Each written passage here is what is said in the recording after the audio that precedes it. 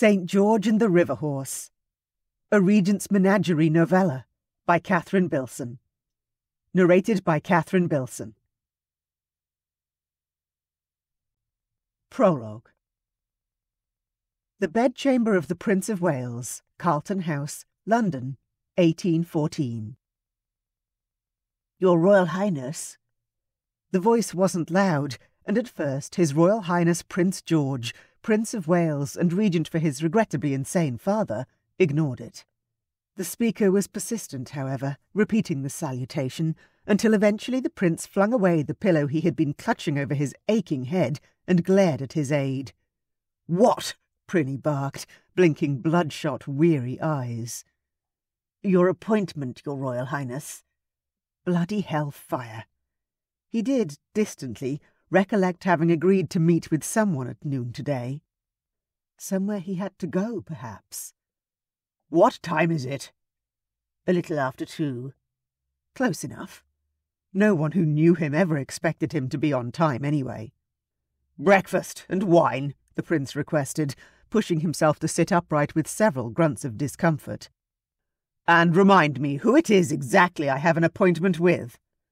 "Sir Anthony Hoult, sire. The caretaker of His Majesty's Royal Menagerie at the Tower of London." He remembered now. The man had been badgering him to meet for months, insisting the prince must make a decision on some problem at the menagerie. "I suppose today is as good a day as any to get it dealt with," George grumbled, brightening slightly as several servants entered his chamber in a procession, each carrying a covered salver. "Tell him to come and join me in a spot of breakfast, if he likes."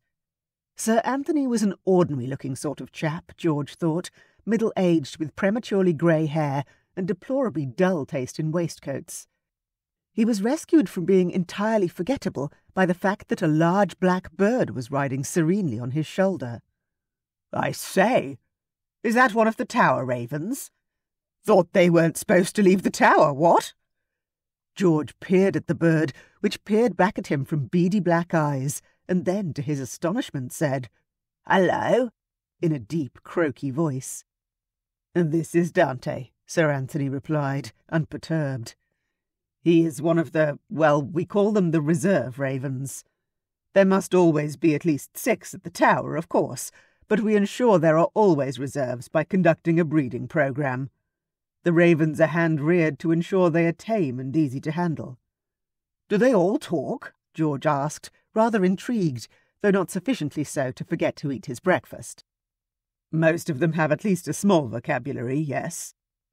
"Bacon," the raven said. "Good Lord! Yes, indeed. Have some bacon." Sir Anthony put 2 rashers on a plate, and the raven hopped down from his shoulder, put one clawed foot on a strip, and began to tear at the meat with its shiny black beak. "Good Lord!" George said again, fascinated, and beginning to forget all about his aching head. "Well, tell me what this is all about, Sir Anthony. Assuming it's not merely that the ravens are eating you out of house and home." He laughed at his own joke, but the menagerie's caretaker did not join him, and George began to get the impression that the conversation was about to turn to expenses. He sighed. "Out with it. I thought the entry fee the public were paying to view the menagerie covered expenses." "Until fairly recently, yes, sire. However." Sir Anthony paused. "How much do you know of the menagerie's origins?" George shrugged.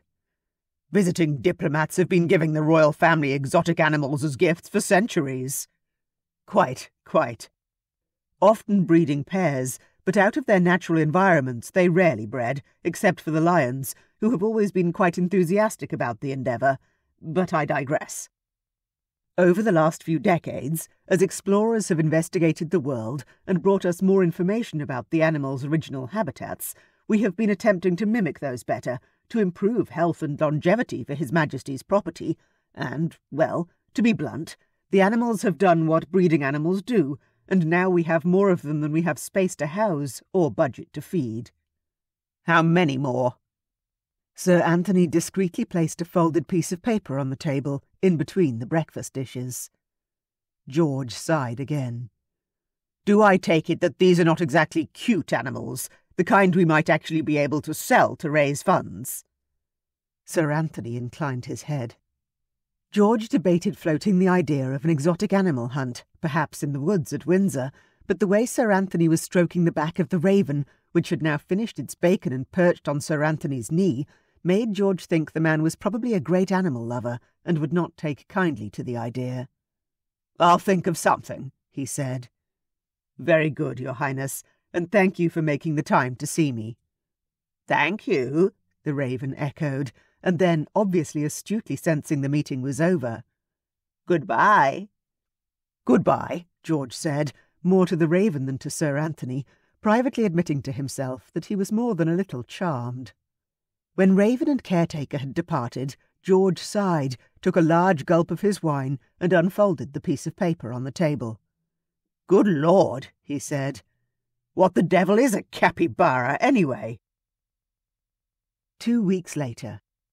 The Duchess of Springhaven's ball. George was in an absolutely dreadful mood. Parliament was bothering him again about his expenses. His latest mistress had inexplicably decided she would rather marry an earl than continue to warm his bed. His new trousers were too tight, and the young fop in front of him was wearing a waistcoat in the most glorious shades of teal and purple, embroidered in gold, which George coveted rather more than life itself at that moment. The fool claimed his sister had made it rather than a tailor, and since he was a duke's son, that made his sister of rather too high a rank for George to insist she make him one just like it. Or better, since he was, after all, the Prince of Wales. It was then that George had a rather excellent idea. He'd been to visit Sir Anthony at the Menagerie, mainly so that he could find out what a capybara actually was, and discovered that not all of the excess animals were ugly or smelly, or possessed of an excess of teeth and claws.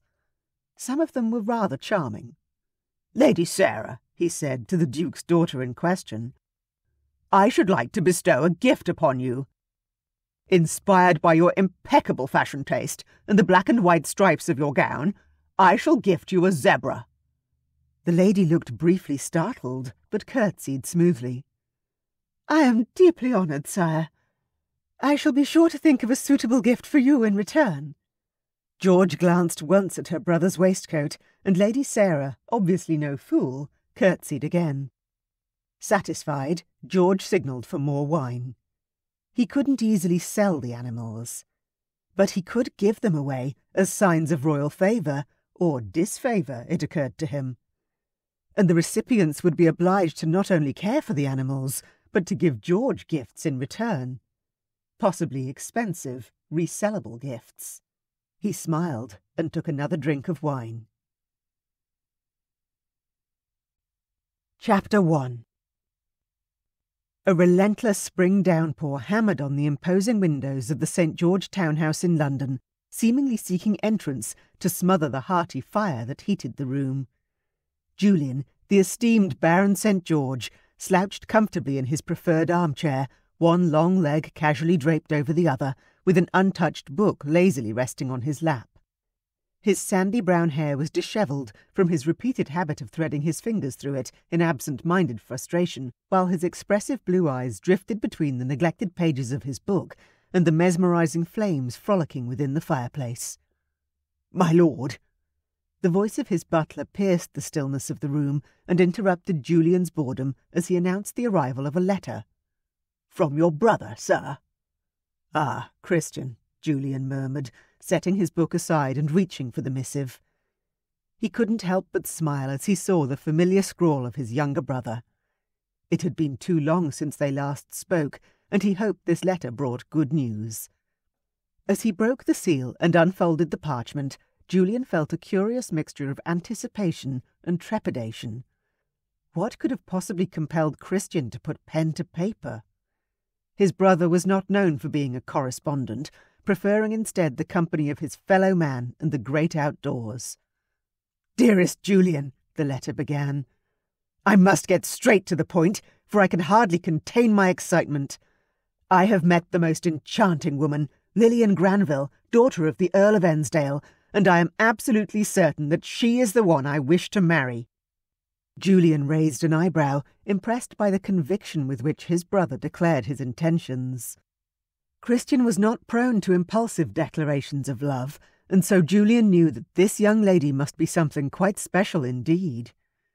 The Earl of Ensdale's daughter, Julian mused aloud, recalling the family name. He had never met the young lady in question, but he knew of the Earl's eccentric reputation and vast estate in Oxfordshire. He couldn't help but wonder what sort of woman would be raised in such a household.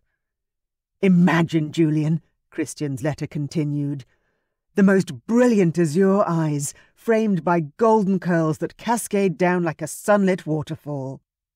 Her laughter is like music, and she has the wit to rival the sharpest minds of our time. I am utterly smitten." "Seems like the lad's truly fallen head over heels," Julian murmured, his smile widening as he pictured his younger brother, a stocky, strong young man with a heart of gold, enamoured with this ethereal creature described in the letter. "Please, Julian, I beg you to support me in my pursuit of Lilian's hand." "Of course, dear brother," he said softly, as if Christian were there in the room with him. "I shall do whatever it takes to see you happily wed." For Julian St. George, family came first, and he would move heaven and earth to ensure his brother's happiness. He smiled, thinking of seeing his brother well settled with a woman he loved. Christian deserved such happiness. However, Christian's penmanship grew slightly more frantic as the letter continued. "The Earl insists that any suitor who wishes to marry Lilian must first prove his worth by completing a most peculiar challenge, picking a water lily from the lake on his estate.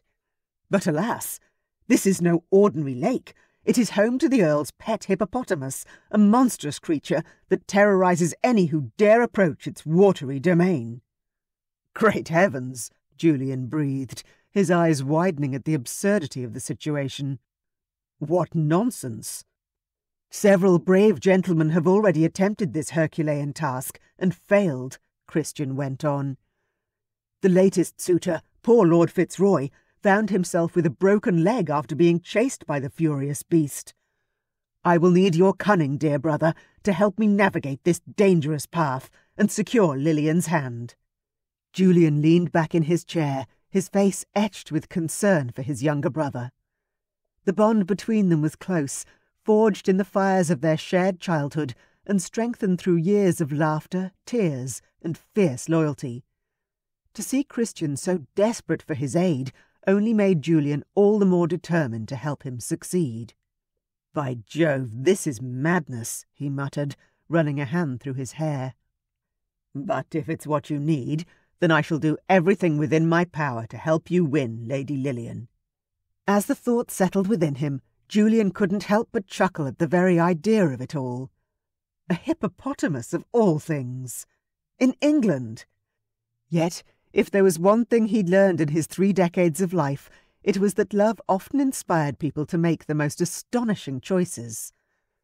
And if helping Christian meant facing down a wayward, water-loving beast, then he would do so without hesitation. Gazing into the flickering flames, Julian recalled a moment from their shared childhood. He and Christian were lads of no more than 8 and 4, playing in the gardens of their family's modest country estate. Julian, ever the responsible older brother, had been keeping a watchful eye on Christian as he climbed an old oak tree, determined to reach its highest branches. "Julian, look!" Christian called out, his voice filled with glee as he clung precariously to a limb. "I can see the whole world from up here." "Be careful, Christian," Julian warned, his heart swelling with a mixture of pride and concern. At that moment he made a silent promise to himself. He would always be there to protect and support his younger brother, no matter the obstacles they faced. As the memory faded, Julian shook his head, smiling at the thought of how far they had come since those innocent days. Now, instead of climbing trees, they were navigating the treacherous waters of love and courtship, and it seemed that even more daunting challenges lay ahead. "Ridiculous or not," he murmured to himself, his determination hardening, "I shall help you, Christian, and together we shall conquer this ludicrous task set by the Earl." He imagined the scene, a wealthy gentleman's estate, a beautiful young woman, and an angry, lumbering hippopotamus guarding a prize that could change the course of his brother's life. It was a story fit for a novel, and Julian could scarcely believe that he was about to play a central role in it. "Very well, my dear brother," he murmured under his breath, a smile tugging at the corners of his lips. "I accept this challenge not only for you, but also for the love that has bound us together since childhood. We shall face this fearsome hippo and pluck that lily from its watery domain." He couldn't help but chuckle at the absurdity of it all. He had seen his fair share of peculiarities, but a hippopotamus in an English lake would surely be the most extraordinary sight. "Very well," he repeated to himself, a grin spreading across his face as he imagined the looks on the faces of London's high society when they heard of his exploits. "A hippopotamus it is." A gentleman's club in the heart of London was hardly the place one would expect to discuss the care and feeding of a hippopotamus. Yet there Julian St. George found himself, seated on a plush leather armchair in the dimly lit room, surrounded by the familiar scent of cigars and brandy. His pulse quickened as he glanced around the room, searching for his old school friend, Percival Langley, among the sea of well-dressed gentlemen. Percival had always been fascinated with zoology, had indeed spent some years travelling the world to see exotic animals, always returning with fascinating tales and the occasional bizarre specimen. "Ah, Julian!" called out Percival, waving from across the room, his eyes twinkling with curiosity. "I received your note about a matter of great importance, and I must say, you've piqued my interest." "Good to see you too, Percival," replied Julian, shaking his friend's hand firmly. "Indeed, I have come to you seeking counsel on an unusual subject." "Pray tell," said Percival, his bushy eyebrows raised in anticipation. "Have you any knowledge of hippos?" Julian asked, trying to keep his voice steady. He couldn't help but feel as though the other members of the club were eavesdropping on their conversation, despite the low hum of chatter filling the room. "Ah, the formidable river horse!" exclaimed Percival, his face lighting up at the mention of the exotic beast. "I've studied them quite extensively, actually. They're fascinating creatures, unpredictable, aggressive, and rather deadly when roused." Chapter 2.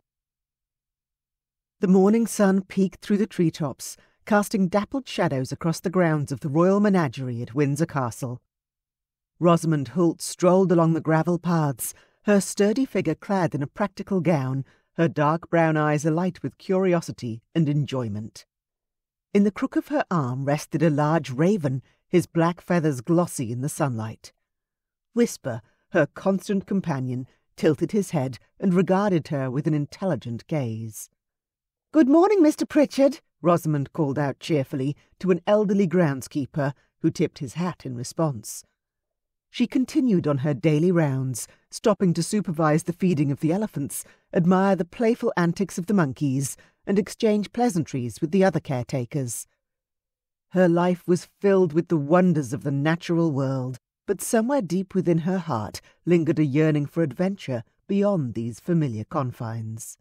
"Whisper," she murmured to the raven as they strolled past the enclosure housing the hippopotamuses. "Do you ever wish for something more? Something exciting and daring?"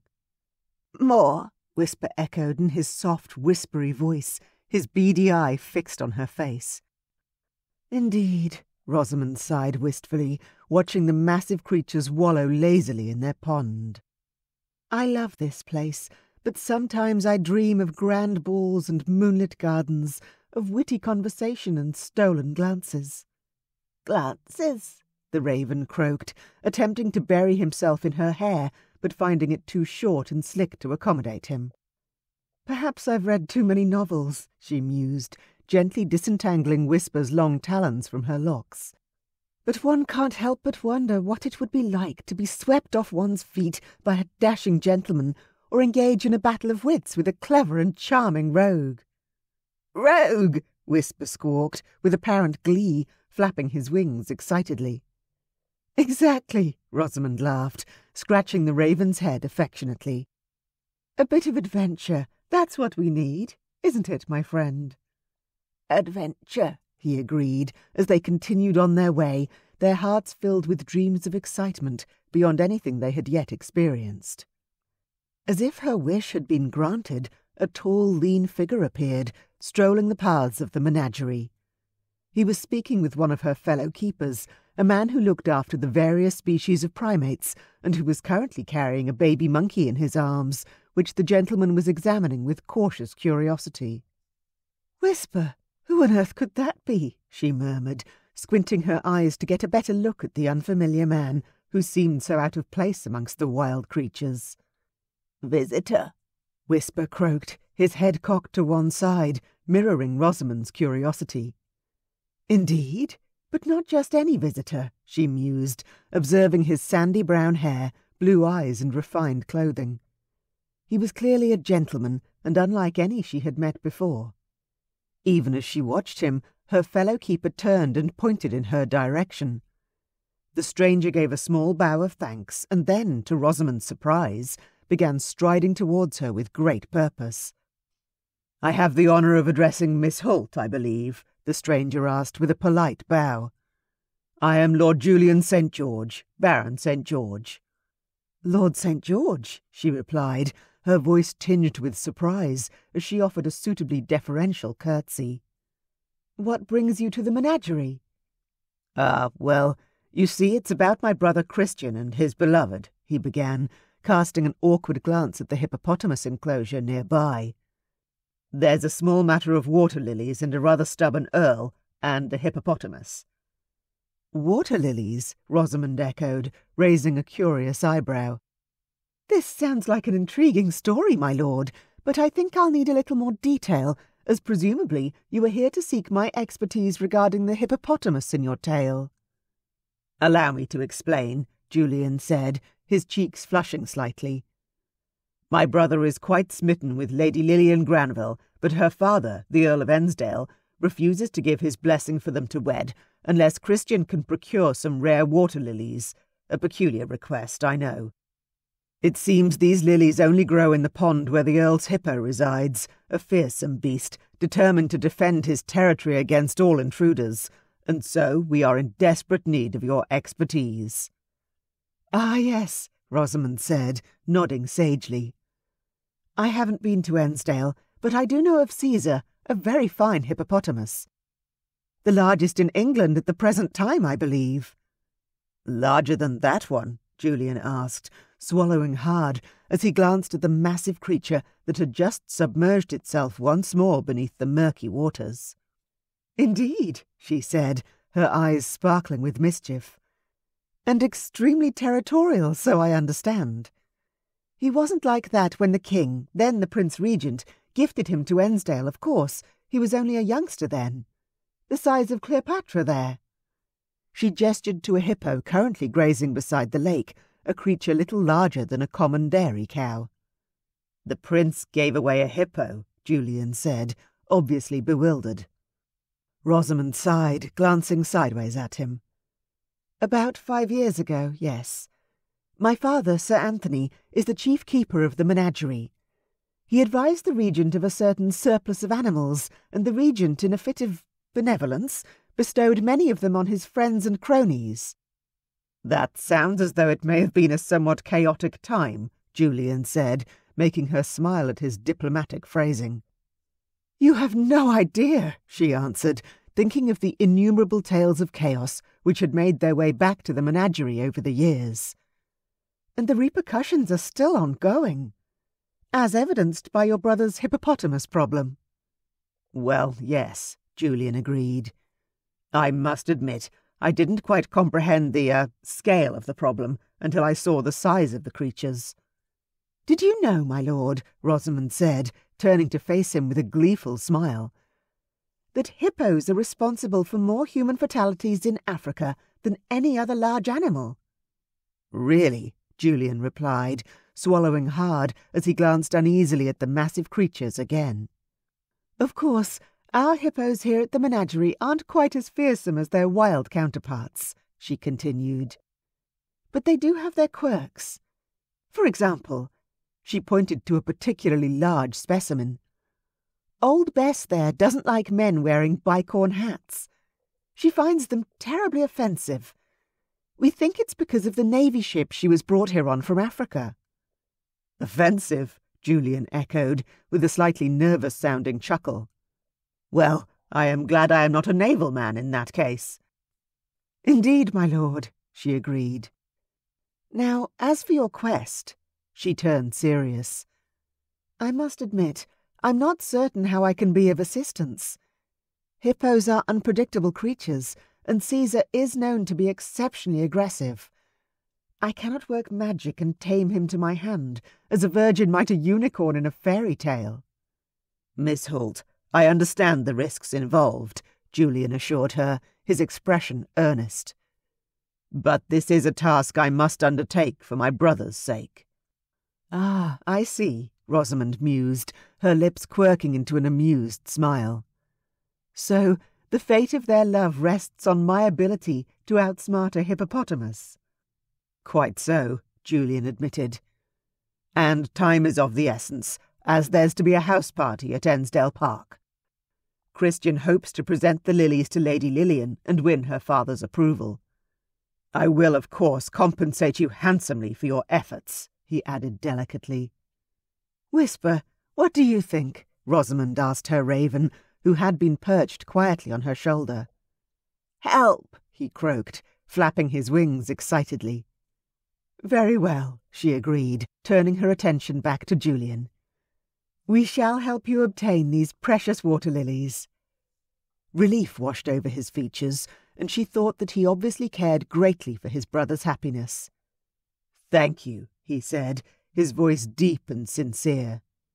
She smiled, a little unsettled by his intense emotion, and glanced away. I must assume you have a plan of some sort devised for me to assess the situation without tipping off the Earl that you have brought in an expert. Well, yes, Miss Hoult, Julian began. I understand this may be an unusual request, but I am eager to assist my brother without it being widely known that I have done so. I would not for the world subject him and Lady Lillian to gossip. Therefore, my plan is for you to attend the Earl's house party as a guest of my family, presented as a distant relation, in order to preserve the secret of your identity. Rosamund's dark eyes twinkled with mischief. Oh, I do love a good secret, she admitted, tapping a finger against her lips thoughtfully. Though I must confess, my lord, that my knowledge of high society is rather limited. I have thought of that, Miss Hoult, Julian reassured her with a grin.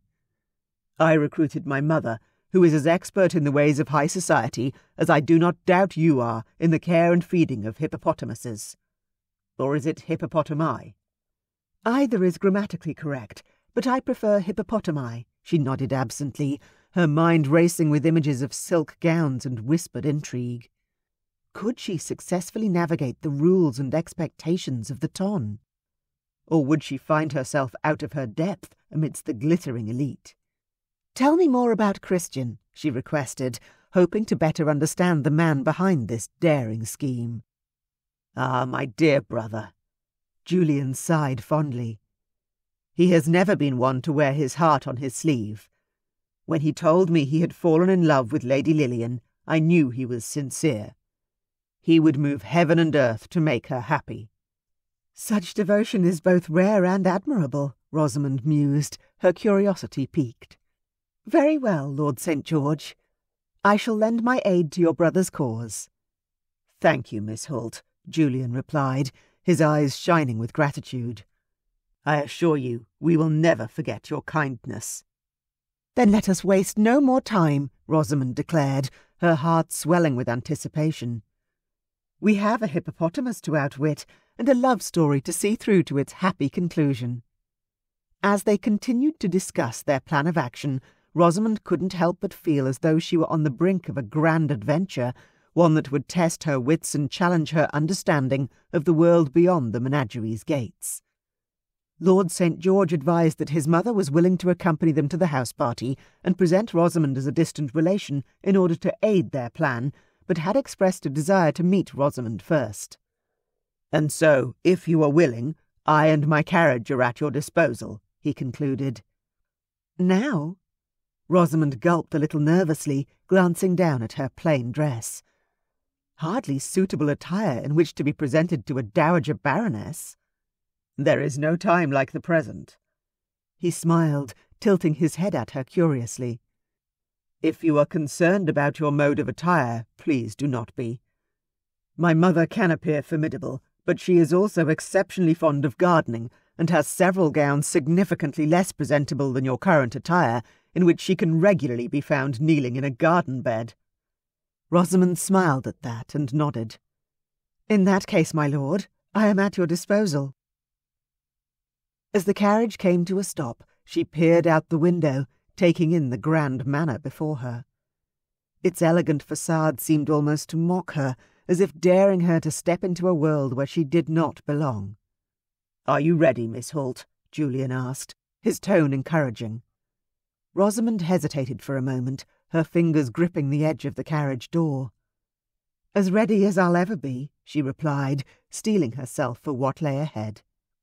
With a reassuring smile, Julian offered her his arm, and together they ascended the steps leading to the entrance and proceeded through a grand hallway into an elegant parlour, where a tall, regal woman with silver-streaked hair and piercing blue eyes awaited them. "Mother, may I present Miss Rosamund Hoult? Miss Hoult, my mother, Lady Mary St. George."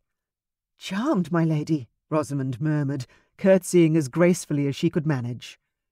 "Likewise," Lady Mary replied, her eyes assessing Rosamund with a keen interest that made her feel a sudden urge to squirm. "I've heard much about you, Miss Hoult. Your work in the menagerie is commendable." "Thank you, Lady St. George," Rosamund said, trying to sound poised despite the butterflies rioting in her stomach. "Please, call me Lady Mary," she insisted, waving away the formality. "Now, I understand you've agreed to help my son Christian in his pursuit of Lady Lillian." "Indeed," Rosamund confirmed, stealing a glance at Julian for support. "I believe the situation calls for a unique approach." "Excellent," Lady Mary beamed. "And, as I understand it, we'll need to introduce you as a distant relation of ours, to avoid any unnecessary complications." "Ah, yes, about that," Julian interjected, clearing his throat nervously. "I thought it best to use a different surname, as the name Hoult is quite well known in connection with the menagerie." "An astute observation," Lady Mary agreed, nodding thoughtfully. "Very well. For the duration of this escapade, you shall be Rosamund Holbrook. Does that suit you, my dear?" "Perfectly, thank you," Rosamund replied, relief washing over her. If she made a mistake, not using her real name would mean no repercussions for her family. "Then it's settled," Lady Mary declared, clapping her hands together with an air of finality. "Let us not waste another moment. We have much to do in preparation for the house party, and time waits for no one." As they set about planning their strategy and coordinating their efforts, Rosamund couldn't help but marvel at the strange turn her life had taken. Gone were the days of caring for exotic creatures and discussing animal husbandry over dinner. Now she found herself thrust into a world of silk gowns and whispered intrigue, where every word and gesture held the power to alter the course of her destiny. Rosamund returned to the menagerie, her thoughts aflutter as she considered the impending house party. The scent of hay and exotic animals filled her nostrils, grounding her in the familiar as her heart raced with anticipation. Walking past the enclosures, a smile graced her lips at the sight of the creatures she loved so dearly. "Whisper," she called out, extending her arm as the large raven swooped down from a nearby tree, landing gracefully on the offered perch. She had left him behind on her visit to the St. George townhouse, not wanting to unnerve Lady St. George on their first meeting. "Rosie," Whisper croaked softly, his beady eyes shining with intelligence and an unmistakable hint of mischief. "Adventure." "Indeed," Rosamund replied, stroking the soft feathers of her beloved pet. "I am to attend a house party, my dear friend, and I have been tasked with a most peculiar mission." "Mission?" Whisper tilted his head, seemingly intrigued by the prospect.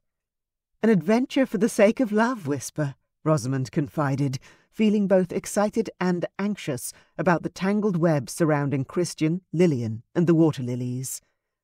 but it also means I must pretend to be someone I am not. I shall be a society lady, if only for a short while." "La-di-da," Whisper mocked playfully, eliciting another laugh from Rosamund. "A society lady with an unusual pet," she noted, stroking her friend's sleek feathers. "I could not leave you behind, dear one. Doubtless I shall be viewed as an eccentric, but what do I care? It's not as though I'm there to find myself a husband." Rosamund stood before the mirror, her eyes tracing the unfamiliar reflection of herself draped in a silk gown. The thought of posing as a society lady filled her with both apprehension and excitement. She had never moved among the elite, and the prospect of infiltrating their world held an allure she couldn't deny. "Chin up, dear," instructed Sir Anthony Hoult, her father, as he adjusted the delicate lace neckline of the gown. "A proper lady must exude confidence." Rosamund bit her lip, trying to suppress a giggle. It was an odd sight indeed to see her father, chief zookeeper of the Royal Menagerie, a man more accustomed to tending to animals than offering fashion advice, fussing over her appearance. "Father, do you think I can pull this off?" she asked hesitantly, meeting his gaze in the mirror.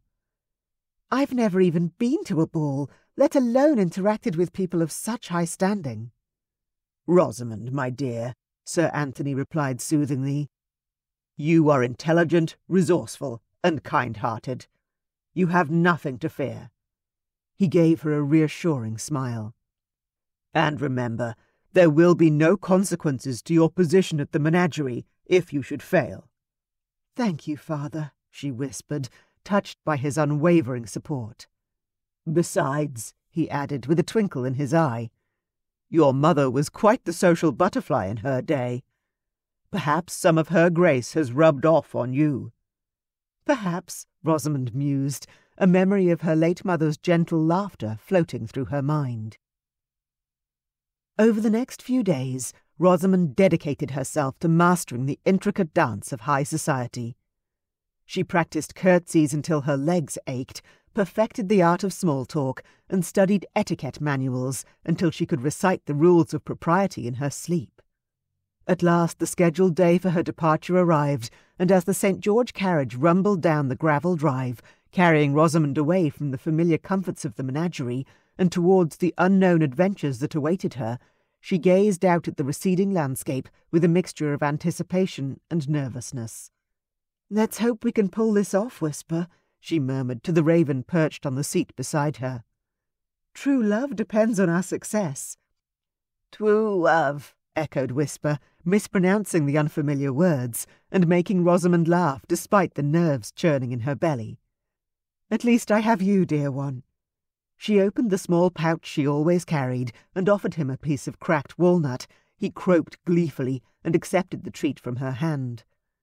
"We shall face the challenge together, as we always have." "Rosie," Whisper said happily, climbing onto her lap and eyeing her pouch hopefully. She laughed at him and tied it closed, tucking it away securely in her pocket. He wasn't above shredding pouches to help himself to treats if she should happen to fall asleep, but he knew better than to rip her dress. "Go to sleep, dear one." She stroked his sleek head. "We have a long day's journey ahead." Whisper sighed and nestled against her, resting his head on her chest. Rosamund stroked him and gazed out of the carriage window at the passing scenery, her mind full of the challenge that awaited her at that journey's end. Chapter 3. The sun was high over the spires of Oxford when Julian and his mother met up with Miss Rosamund Hoult outside one of the city's better inns. Julian's mind was consumed by the task at hand, retrieving the elusive water lily to secure Christian's future with Lady Lillian Granville. He cast a discreet glance towards Rosamund, wondering how she would manage to blend into high society during their stay at the Earl's estate. "Good morning, Julian," greeted Lady Mary, her regal figure wrapped in a velvet shawl. "Is all ready for our journey?" "Indeed, mother," Julian replied warmly. "And are you quite comfortable yourself?" "Quite well, thank you." She gestured towards Elsa, her long-time personal maid, who stood nearby with a bright smile. "Elsa is here to assist Rosamund with any needs she may have." "Ah, splendid," Julian remarked, silently grateful for the support his mother provided in this precarious endeavour. "Good day, Miss Holbrook," Lady Mary said, addressing Rosamund by her assumed name, her tone warm yet firm as she set the stage for their ruse. "Good day, Lady Mary," Rosamund replied, curtsying gracefully. Her dark eyes sparkled with excitement, and Julian felt a pang of admiration for her courage in taking on this challenge. "Shall we be off, then?" Lady Mary asked, opening the carriage door as the trio prepared to embark on their journey. "Indeed, let us depart," Julian agreed, offering his arm to his mother and Rosamund as they climbed into the carriage. Once settled inside, he allowed himself a moment to marvel at the richly upholstered seats and polished wood before forcing his attention back to their mission. As the carriage rumbled along the cobblestone streets of Oxford, Julian's mind raced with strategies for obtaining the water lily. The presence of a large hippopotamus in the lake presented a considerable obstacle, but he was determined to succeed. He glanced at Rosamund, who seemed deep in thought as well, her brow furrowed and a hint of determination in her eyes. "Are you quite all right, Miss Holbrook?" Julian inquired, his voice betraying a note of concern. "Of course, Lord Julian," Rosamund replied, offering him a small smile. "I am merely contemplating our task and the challenges it presents." "Ah, yes," Julian nodded. "It certainly is a unique situation. But I have every confidence in our ability to succeed." "Your faith is appreciated," Rosamund said, her eyes flicking towards Lady Mary, who was just then whispering something to Elsa. "And your mother's support is invaluable." "Indeed," Julian agreed, feeling a swell of gratitude for his family's unwavering loyalty to each other. The Earl's estate finally loomed before them in the late afternoon, an imposing structure of stone and grandeur surrounded by lush gardens and manicured lawns. As their carriage pulled up to the entrance, Julian couldn't help but feel a mix of anticipation and anxiety stirring within him. He glanced at Rosamund and Lady Mary, noting the excitement shining in their eyes as they took in the magnificent facade of the house. "Welcome to our temporary abode," Julian said with a wry smile, offering his hand to assist Rosamund and his mother from the carriage. "I trust it will be a most memorable visit." "Indeed, I have no doubt of that," Lady Mary replied, a mischievous twinkle in her eye as she surveyed the scene before them. As they entered the grand foyer, Julian felt a subtle shift in the atmosphere. The air buzzed with an energy that was both exhilarating and slightly unnerving, as if the very walls were charged with anticipation. He caught glimpses of finely dressed men and women flitting through the halls, their laughter and conversation filling the air with a lively hum. "Quite a gathering," Rosamund remarked, adjusting the delicate lace gloves on her hands. "Indeed," Julian agreed, scanning the room for familiar faces. He spotted various members of the nobility, including several old acquaintances, sharing pleasantries and gossiping animatedly about the latest scandal. "St. George!" a voice exclaimed from behind them, causing Julian to turn towards the source. It was Sir Reginald Fitzwilliam, a long-time friend, who approached with arms outstretched. "It has been far too long, old chap. Welcome back to the fold." "Thank you, Sir Reginald," Julian replied, clasping the other man's hand warmly. "It is good to see you." "What a marvellous time we shall have," Sir Reginald enthused, his eyes sweeping over Rosamund and Lady Mary appreciatively, pausing for a long moment to give Rosamund a more thorough inspection. "And who might these lovely ladies be?" "May I present my mother, Lady Mary St. George," Julian said with a nod, "and our dear friend, Miss Rosamund Holbrook." "Charmed, I'm sure," Sir Reginald replied, bowing gallantly over each of their hands in turn. "I hope you enjoy your stay here, my ladies. The festivities promise to be quite spectacular." As they moved further into the house, Julian couldn't help but marvel at the opulence that surrounded him. Gilded mirrors adorned the walls, reflecting the light from crystal chandeliers that hung from the ceiling like glittering jewels. Every surface seemed to sparkle and gleam, creating an effect that was both enchanting and slightly overwhelming. "By the looks of it, no expense has been spared in preparation for this event," Rosamund commented quietly, her gaze lingering on a particularly intricate tapestry that depicted a mythical scene. "Indeed," Julian agreed, his thoughts turning once more to the task at hand. The stakes were high, and the presence of so many influential guests only served to heighten his sense of urgency. They must retrieve the water lily without delay, lest all their efforts prove fruitless. The Earl was wealthy, and Lady Lillian must have numerous suitors. At any time the Earl might tire of waiting for some gentleman to retrieve a lily, and simply promise Lillian to the wealthiest or most influential gentleman present. As they mingled with the guests and exchanged pleasantries, Julian couldn't shake the feeling that something momentous was about to unfold. He knew that he and Rosamund would face numerous challenges in the days to come, but as he looked around at the lively gathering, he felt oddly confident that they would prevail. For now, however, there was nothing to do but enjoy the company, and perhaps even allow himself a moment of levity amidst the grandeur and intrigue. "Julian!" A shout drew his attention, and he turned to see his brother Christian approaching, arms held wide in welcome. An answering smile spread across Julian's face, and he drew his brother into a warm embrace. "Thank God you're here," Christian said, drawing back. "That damn hippo is going to be the death of me. Literally. Oh, I do beg your pardon, miss."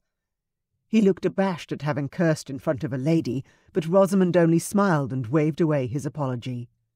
"This is the expert I mentioned in my letter," Julian said in a low voice, and Christian did a double-take, his eyebrows flying up. "A lady?" he queried, his voice equally quiet, but he didn't sound sceptical, just surprised. "Miss Rosamund Holbrook," Julian said. "You recall? A family friend." "Of course." "So good to see you again, Miss Holbrook."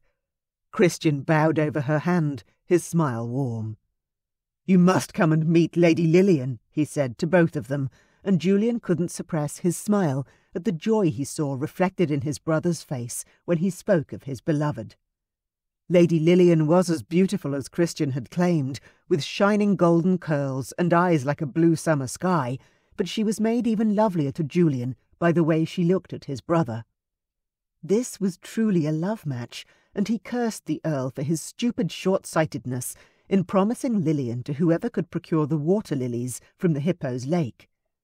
Did the Earl not care at all for his daughter's happiness or her choice? "She could be a useful resource," Rosamund said in an undertone to Julian a little while later, and he blinked, frowning at her. "I beg your pardon." "Lady Lillian. She'll know as much as anyone about Caesar. She lives here. I'll try and strike up a friendship with her, but questions from me may seem strange, so get your brother to ask. We need to know about Caesar's sleeping and eating habits."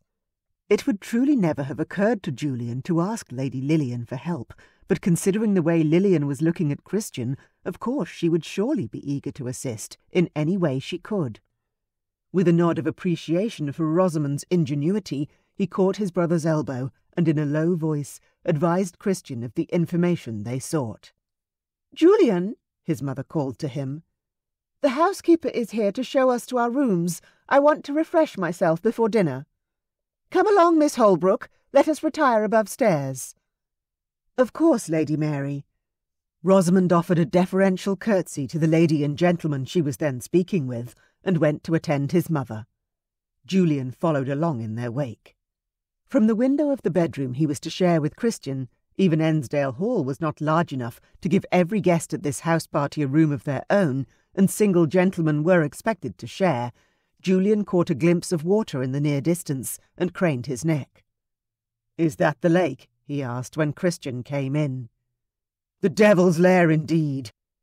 Christian flung himself on the bed and threw his forearm across his eyes, his pose defeated. "And who is this Miss Holbrook you have brought?" he asked gloomily.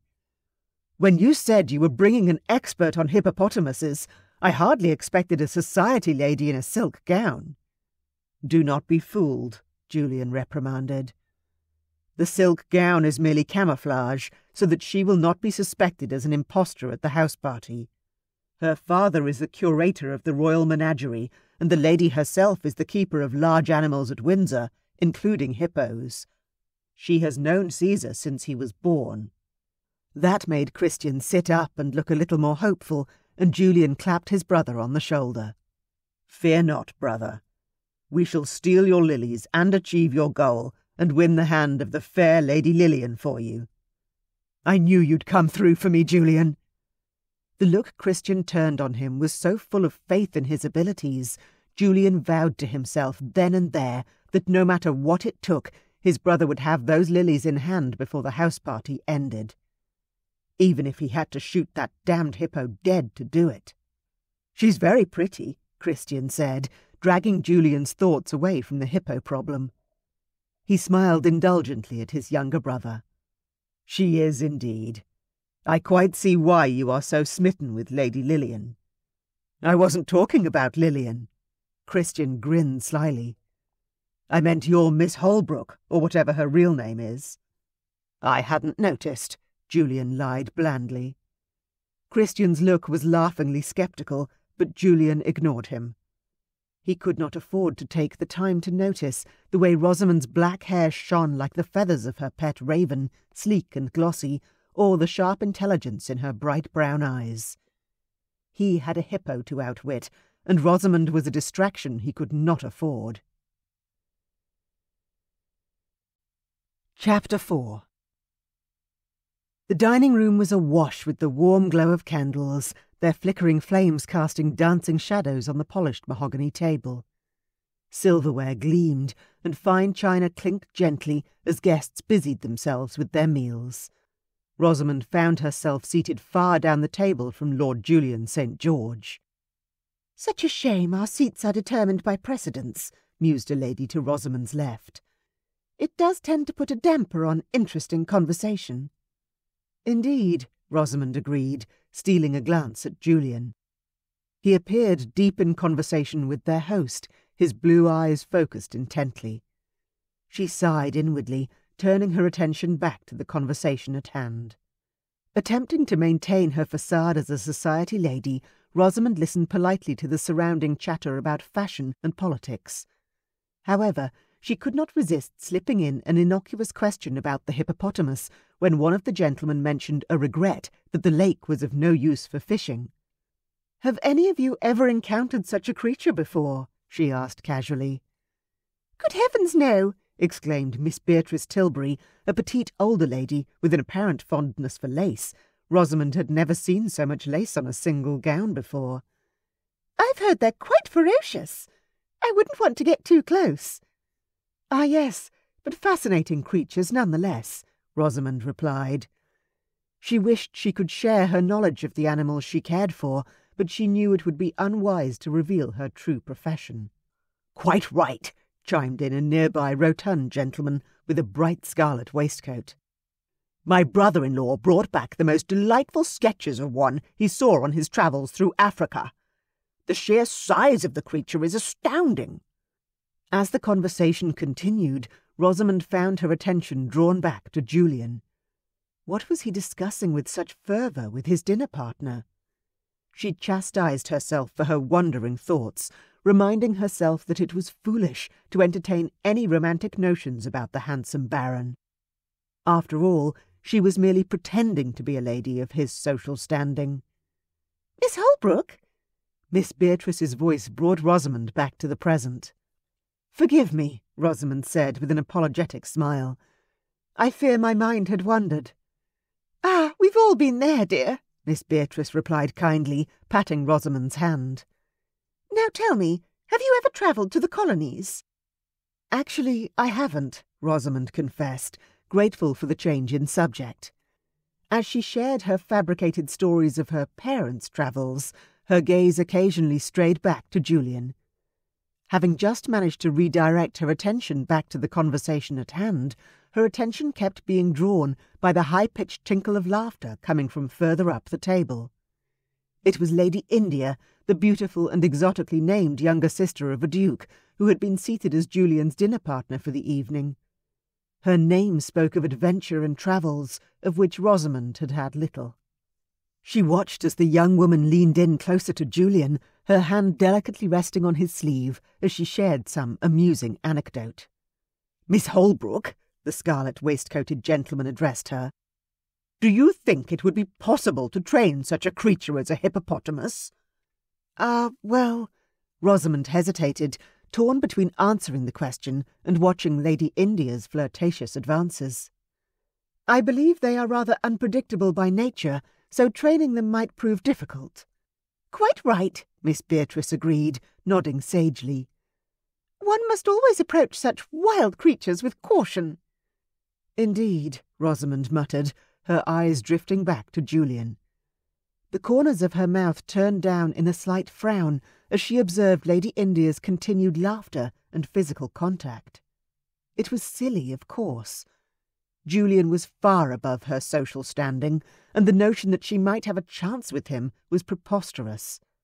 And yet, the jealousy gnawing at her heart could not be ignored. "Are you quite all right, Miss Holbrook?" Miss Beatrice asked, concern etching her features. "Of course," Rosamund lied, tearing her gaze away from Julian once more. "I simply find myself a little fatigued after today's travel." "Perhaps you should retire early tonight," Miss Beatrice suggested kindly, patting Rosamund's hand in comfort. "Thank you," Rosamund replied, attempting a smile. "I shall consider it."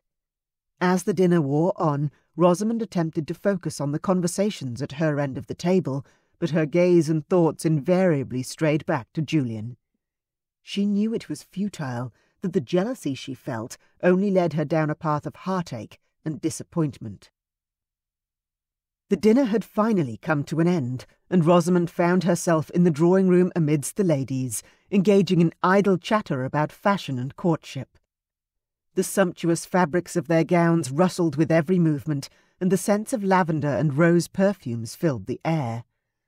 Her fingers worried a loose thread on her hastily finished gown, her dark eyes darting around the room, searching for something that might alleviate her boredom. "Miss Holbrook," Lady Mary St. George said, noticing Rosamund's restlessness, "perhaps you could fetch your unique pet from your chambers and introduce him to us. I am certain Whisper would provide some delightful entertainment." Rosamund brightened at this suggestion, grateful for any excuse to escape the stifling drawing-room. "Of course, Lady Mary," she replied, rising from her seat. "I shall fetch him right away." As she made her way through the dimly lit corridors, she couldn't help but think of the events of the evening. She chastised herself for feeling jealous of Lady India, reminding herself that Julian was far out of her reach. With a sigh, she pushed open the door to her room and found Whisper perched on the bedpost, his glossy black feathers gleaming in the pale moonlight. "Come, Whisper," she urged gently, coaxing the raven onto her arm. "We have been summoned to entertain." Whisper tilted his head, his beady eyes fixing on hers as he whispered, "Entertain?" "Indeed," Rosamund confirmed, stroking his sleek feathers. "Now, let us not keep them waiting." Upon their return to the drawing-room, the ladies gasped and tittered in surprise as Rosamund introduced Whisper. The raven, sensing the attention on him, puffed out his chest and croaked a soft, "Hello." "Remarkable!" Lady Lillian Granville exclaimed, leaning forward to get a closer look at the bird. "I have never seen such a thing." "Whisper has quite a talent for words," Rosamund explained, her cheeks warming with pride. "He can mimic nearly anything he hears." "Can he truly?" Lady India asked sceptically, her gaze shifting from the raven to Rosamund. "Perhaps you could request he perform something more challenging." "Very well," Rosamund said, a mischievous glint in her eyes. Turning to Whisper, she whispered something in his ear. The raven cocked his head, considering her words, before letting out a sudden eerie wail that sounded like a ghost from the darkest corners of one's nightmares. Lady India let out a high-pitched shriek, her hand flying to her heart as she stumbled back into her seat. The other ladies gasped, hands fluttering to their bosoms in shock. "Whisper," Rosamund scolded, feigning sternness. "That was not at all what I asked for." "Sorry," the raven whispered, bowing his head contritely, though she could see the glint of mischief in his bright black eye as he peeked at her. While the other ladies recovered from the scare, Rosamund couldn't help but feel a surge of smug satisfaction at Lady India's reaction. It might have been petty, but seeing the beautiful woman flustered gave Rosamund a small sense of triumph. As the evening wore on and the smell of burnt beeswax candles filled the air, guests began to excuse themselves, retiring to their rooms with polite yawns and murmurs of "good night." Rosamund, feeling a pleasant warmth from the fire and the company, bade her hostess good night and made her way upstairs, Whisper riding on her shoulder. "Miss Holbrook," came a familiar voice from behind her as she turned the last corner of the landing, the rich timbre sending shivers down her spine. She turned to find Julian St. George standing there. "Lord St. George," she greeted him, her heart racing at his unexpected presence. "Is there something I can help you with?" "I thought perhaps we might venture out and do some reconnaissance of the lake before retiring for the night." His blue eyes glittered with the thrill of the prospective excursion. A thrill of excitement shot through Rosamund at the idea of joining Julian on such an adventure. "That sounds like an excellent plan," she agreed, trying to keep her voice steady. "Shall we?" He extended his arm, and she slipped her hand around it, feeling the firm muscles beneath his tailored jacket. Together they slipped out of the house and into the cool night air. The moon cast a silvery glow over the gardens, casting eerie shadows on the ground as they made their way towards the lake. Whisper cawed softly from Rosamund's shoulder, as if urging them onwards. When they reached the edge of the lake, they spotted the water lilies floating on the surface. To their dismay, however, they discovered that the flowers were in a deeper part of the water, well out of reach from the shore. "Bother," Rosamund muttered, her eyes scanning the dark expanse of water. "We'll need a boat to reach them." "Indeed," Julian agreed, his brow furrowed in thought. "It seems our task has become significantly more dangerous. I doubt there's even a boat here. Too dangerous. I'll have to procure one and have it brought here." "Sailing," Whisper said cheerfully. Rosamund found herself chuckling at the raven's comment, feeling a surge of camaraderie with both bird and man. It was true that their situation was precarious, but there was something exhilarating about facing the challenge head-on, especially with Lord St. George by her side. "Very well," Julian said, determination evident in his voice. "Tomorrow I shall procure a boat, and we can make a plan to retrieve those water lilies." "Bother those lilies," Rosamund muttered under her breath, feeling a mixture of frustration and trepidation. Why couldn't they have chosen a more convenient spot to grow? "Ah, but where would be the fun in that?" Julian quipped, a mischievous glint in his blue eyes as he turned to Rosamund. "Uh-oh, it seems our friend the hippo has taken a keen interest in our activities." As if on cue, there was a sudden splash in the water, and the enormous head of the hippopotamus emerged from the depths near the forbidden lilies, shining in the moonlight, its beady eyes locked onto Rosamund and Julian with unnerving intensity. A shudder ran down Rosamund's spine, and a sense of foreboding washed over her. "Right, well, best make our retreat," Julian declared, taking a step back from the water's edge as the hippo began to move slowly closer. "We must find a way to retrieve those water lilies without becoming a snack for our not-so-friendly acquaintance." "Perhaps if we move further along the shoreline, we might find a better vantage point," Rosamund suggested, her voice tinged with desperation as she glanced nervously between the hippo and the distant water lilies. "Or even a spot where the lilies grow in shallower water." "An excellent idea," Julian replied, offering her a reassuring smile as they began to cautiously make their way around the lake. However, it seemed that their efforts were in vain, for the moment they moved, the infuriatingly persistent hippo followed suit, its massive bulk gliding through the water with surprising grace. "Curse it all," Julian muttered, his normally composed features creased in frustration as they watched the hippo continue to shadow their movements. "It's almost as if the beast knows exactly what we're trying to do." "Indeed," Rosamund agreed, feeling a pang of sympathy for the man beside her. For all his stoic reserve, she could tell that Lord St. George was just as invested in the well-being of the hippopotamus as she was, even if he didn't have the same level of expertise. "Perhaps if we were to split up, one of us might be able to distract the creature while the other retrieves the water lilies." "An intriguing proposal, but I fear it may be too dangerous," Julian replied, his brow furrowed in concern. "We have no way of knowing which of us the hippo would choose to follow, and I cannot bear the thought of putting you in harm's way." "Lord St. George, you forget that I am no stranger to peril in the name of animal welfare," Rosamund retorted, her eyes narrowing in determination. "I assure you I am more than capable of looking after myself." "Very well," Julian conceded, a hint of admiration in his voice as he regarded her. "We shall proceed with your plan.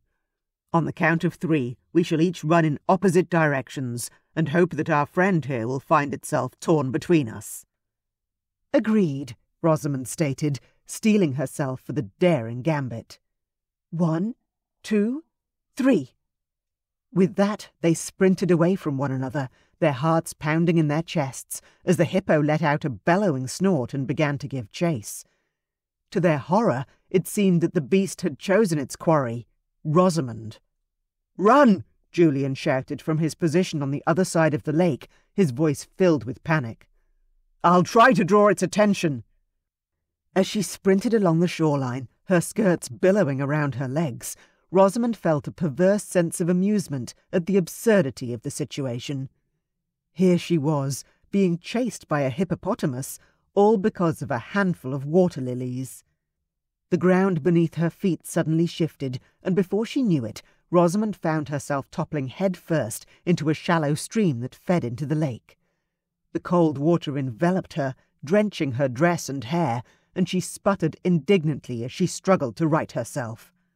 "Rosamund, Miss Holbrook, are you all right?" Julian called, his eyes wide with concern as he raced towards her, not hesitating to leap into the stream after her, which of course only ended with both of them being soaked.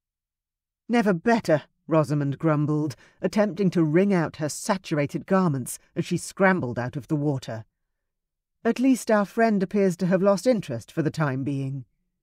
"Indeed," Julian agreed, casting a wary glance towards the hippo, which had retreated to a safer distance in the deeper part of the lake once they had departed what Caesar apparently deemed his exclusive territory. "We should take this opportunity to return to the house and regroup. We are both in dire need of dry clothing." "Agreed," Rosamund sighed, feeling a mixture of relief and embarrassment as they began the long, damp trudge back to the house, doing their best to avoid drawing attention to themselves in their sodden state. With as much stealth as 2 drenched individuals could muster, Rosamund and Julian slipped through the dimly lit corridors of the house. Their sodden footfalls squelched against the polished floors, leaving a trail of water in their wake. The house seemed to creak and groan its disapproval at their soggy predicament. "Surely someone will notice our watery entrance," Rosamund whispered, casting an anxious glance over her shoulder. "Let us hope not," Julian murmured, leading her towards the servants' staircase. "We'll have a better chance of being undetected this way." But fate had other plans. As they rounded a corner, they were met with the imposing figure of Lady Mary, her piercing blue eyes narrowed in suspicion as she surveyed their dripping forms. "Julian, Miss Holbrook," she greeted them coolly. "You appear to have taken an impromptu dip." "Mother, it's not what it seems," Julian began, his cheeks flushed with embarrassment. Lady Mary arched a silver-streaked brow. "Do enlighten me, then." Rosamund hesitated, her mind racing for a plausible explanation. We were attempting to retrieve the water lilies for Lady Lillian when the hippo—" "Ah, I see," Lady Mary interrupted, her gaze softening ever so slightly. "A noble endeavour, to be sure. However—" She paused, her expression turning grave. "You must understand the danger you are putting yourselves and each other in. If anyone else had caught you in such a state, Julian, they would assume you had compromised Miss Holbrook. You would have no choice but to marry." The weight of those words hung heavy in the air, and Rosamund felt her cheeks burn with mortification. She had known, of course, that their escapades were hardly proper, but she hadn't considered the full ramifications of their actions. "Mother, we will be more careful in the future," Julian vowed, his voice filled with determination. "I promise you." "See that you are," Lady Mary warned, her tone leaving no room for argument. "Now go and change out of those wet clothes before you catch your death of cold." With a collective sigh of relief, Rosamund and Julian offered their thanks and hurried on, acutely aware that the stakes had now been raised. It was clear that their quest for the water lilies wasn't just a matter of pride or adventure. It was a delicate dance, one that could lead to disaster if they stumbled even once more. But as they parted ways at the top of the stairs, Rosamund couldn't help but steal a glance back at Julian, her heart fluttering at the thought of what might have been. She knew it was foolish to entertain such fantasies. After all, he was a baron, and she but a humble caretaker of beasts. And yet, for the briefest of moments, as they stood dripping in the moonlit hall, she dared to dream of a life entwined with his, bound together by fate, love, and perhaps just a hint of danger. Chapter 5. Under a velvety night sky and a crescent moon, Julian and Rosamund picked their way towards the lake once again. The house party had been a whirlwind of frivolity all day, and they were eager to escape and continue their surveillance of the hippo. Every step they took sent whispers through the tall grass, as if nature itself shared in the secrets they carried. "Lord St. George," Rosamund began, her warm voice laced with humour, "I do believe our nocturnal excursions are becoming a scandalous habit." Julian chuckled softly in the darkness. "If anyone should ask, we are merely indulging in a bit of amateur astronomy. I trust you can name a few constellations." "Of course," she replied, feigning outrage. "Why, there's Orion and, oh look, Aquarius." She pointed at a random cluster of stars, and they both laughed quietly. As they approached the water's edge, Julian grew serious, his thoughts turning to the task at hand. "Here we are," he said softly, peering into the murky depths for any sign of the creature. "Now, where is that blasted hippo?" "Patience, my lord," Rosamund chided gently. "He may be lurking beneath the lily pads. Hippos can stay submerged for quite some time, you know." "Indeed," Julian murmured, intrigued despite himself. "Did you bring the spyglass?" Rosamund whispered as they crept closer, her voice barely audible above the rustle of leaves in the wind. "Yes," Julian replied, producing the brass instrument from his pocket with a flourish. "One never knows when one might need to observe a certain mysterious pachyderm from a safe distance." "Very wise, my lord," she said, with a grin he could sense, if not see. They fell silent, scanning the dark waters. "Lord St. George," Rosamund whispered, her eyes fixed on a dark shape that seemed to be moving amidst the lily pads. "Do you see what I see?" "Indeed, Miss Holbrook," Julian replied, squinting in the direction she indicated. "But that is no hippopotamus. It appears to be a boat." And a boat it was, much to their astonishment. Even more surprising was the figure seated within it, none other than Christian St. George, Julian's younger brother, carefully navigating his way through the water lilies. "What's he doing out there?" Rosamund gasped. "Attempting to retrieve the lilies, no doubt," Julian muttered darkly, his brow furrowed with concern. He knew Christian was not given to impulsiveness, but love, or rather the pursuit of it, had a way of making even the most sensible of men behave irrationally. And if Christian had truly fallen for Lillian, as he'd claimed, then he would stop at nothing to impress her. Julian shook his head, exasperated. That boy's heart may be in the right place, but I sometimes question the efficacy of his brain. Rosamund snickered, a hand covering her mouth. Christian, Julian hissed, trying to keep his voice low so as not to disturb the beast they knew lurked nearby. What on earth are you doing out here? Julian! Rosamund! Christian called back, excitement evident in his voice. I couldn't wait any longer. I had to try to retrieve those water lilies for Lillian. She mentioned how much she adores them, and I thought it would impress her. By risking your life, Julian retorted, equal parts exasperated and concerned. You know full well there's a hippo in this lake. Shh, Rosamund urged, glancing nervously around. We mustn't attract any unwanted attention. Right you are, Miss Holbrook, Christian agreed. We must try to assist him, Rosamund said. Quite right. Julian nodded, already scanning the shoreline in hopes of locating a second boat, despite knowing there hadn't been one the previous night. Christian must have brought this one with him. But before they could make a move, a sudden disturbance in the water caught their attention. A great swell surged towards Christian's boat like an angry sea serpent, and as the water churned, the massive bulk of the hippopotamus emerged from the depths. Its eyes glinted with malice as it fixed its gaze upon the intruder in its territory. "Christian!" Julian cried out, his voice cracking with fear. "Get away from there!" The young man's head snapped up at the sound of his brother's voice, and his eyes widened in terror as he took in the sight of the charging behemoth.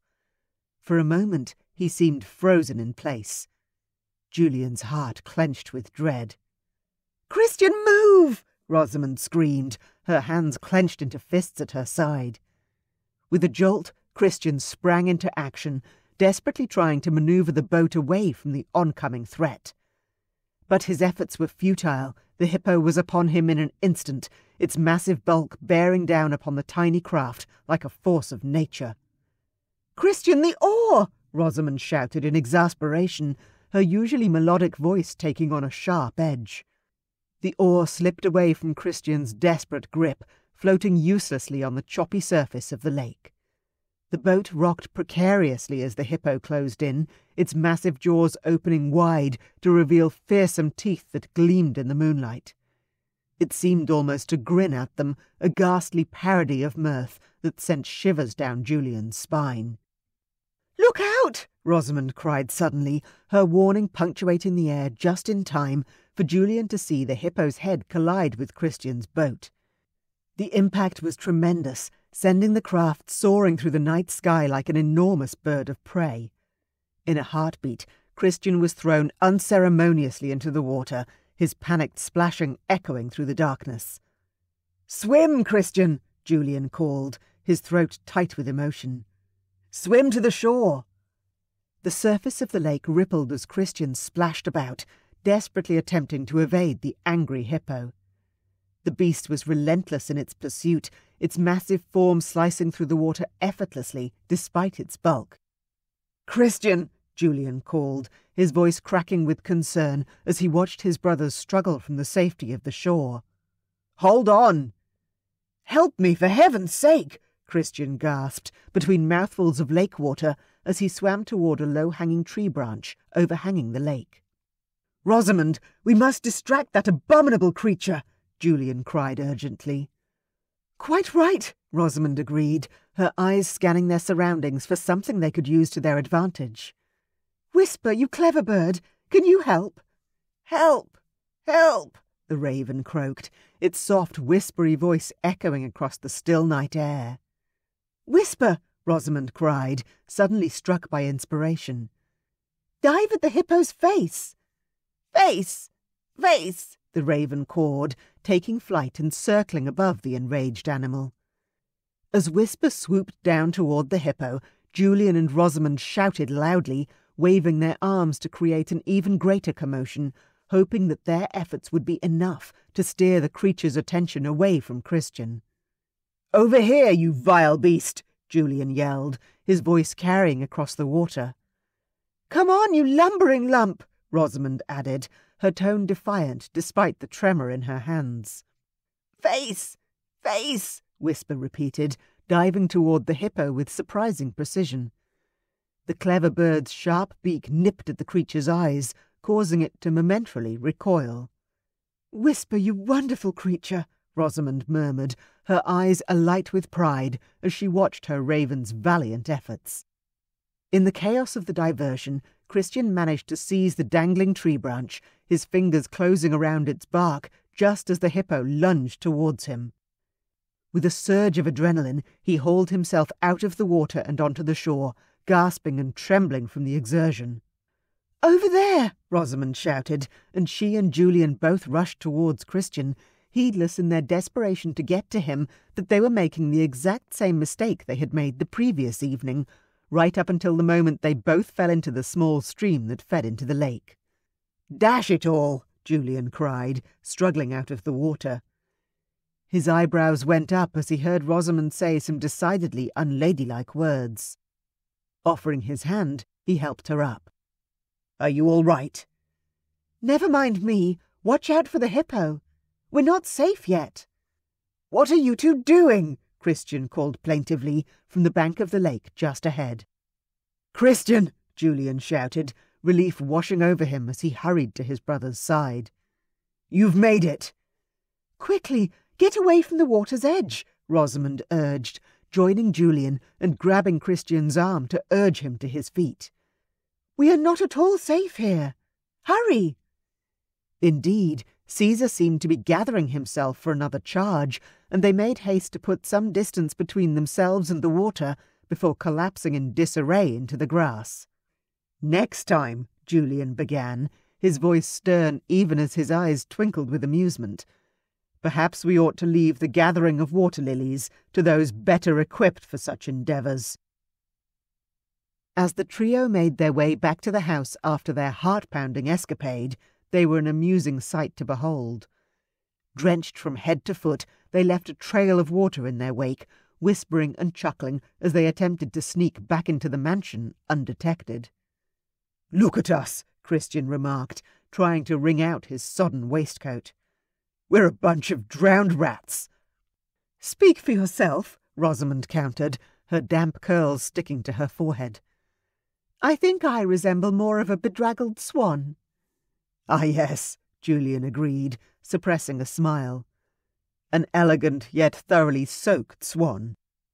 Once back at the house, they managed to slip inside without being noticed. As they dried off by the fire in the deserted library, Christian's expression turned sheepish. He glanced over at Julian and sighed. "I suppose I owe you both an explanation." "Indeed," Julian replied, raising an eyebrow expectantly. Christian hesitated for a moment before blurting out, "I'm running out of time. Lord Benbrook swears he has a foolproof plan to get the lilies, and the Earl is still adamant Lillian will marry whoever can get them. But Lillian can't stand Lord Benbrook, so I thought, if I could get them tonight—" "By wrestling with a hippo?" Rosamund asked, incredulous but amused. "Of course not." Christian shook his head. "I thought if I could get the water lilies tonight, she wouldn't have to marry Benbrook." "Instead you nearly became hippo fodder," Julian pointed out, his tone gently teasing. "And Benbrook, has he shared the details of this oh-so-clever plan? Because I smell a lie, designed to put the rest of Lady Lillian's suitors off." "Julian's right," Rosamund agreed. "Your heart was in the right place, but do try to remember that your brain is also an essential organ." Christian let out a rueful chuckle. "Point taken." "Promise me, Christian," Julian said, his voice taking on a serious tone. "You won't take such risks again. We need to work together, as a team, if we're going to outwit that hippo.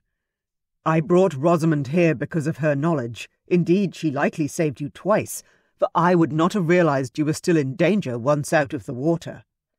"Promise," Christian replied, nodding solemnly. "I won't let my romantic inclinations get the better of me again." "Good," Julian said firmly, clapping his brother on the shoulder. "Now let's all get some rest.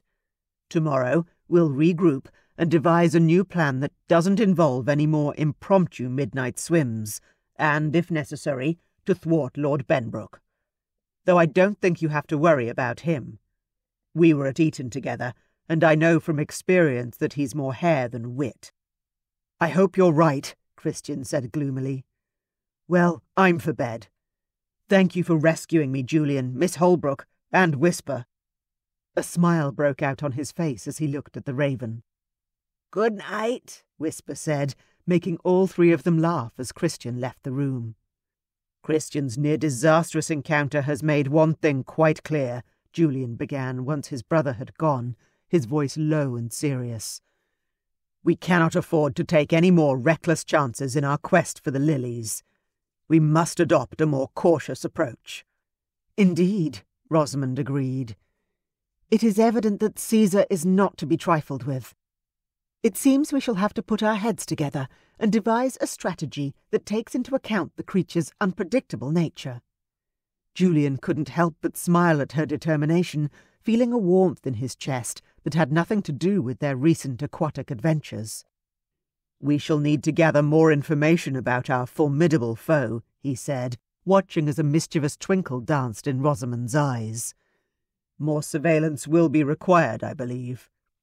"Ah, dear Baron St. George," she teased, her eyes bright.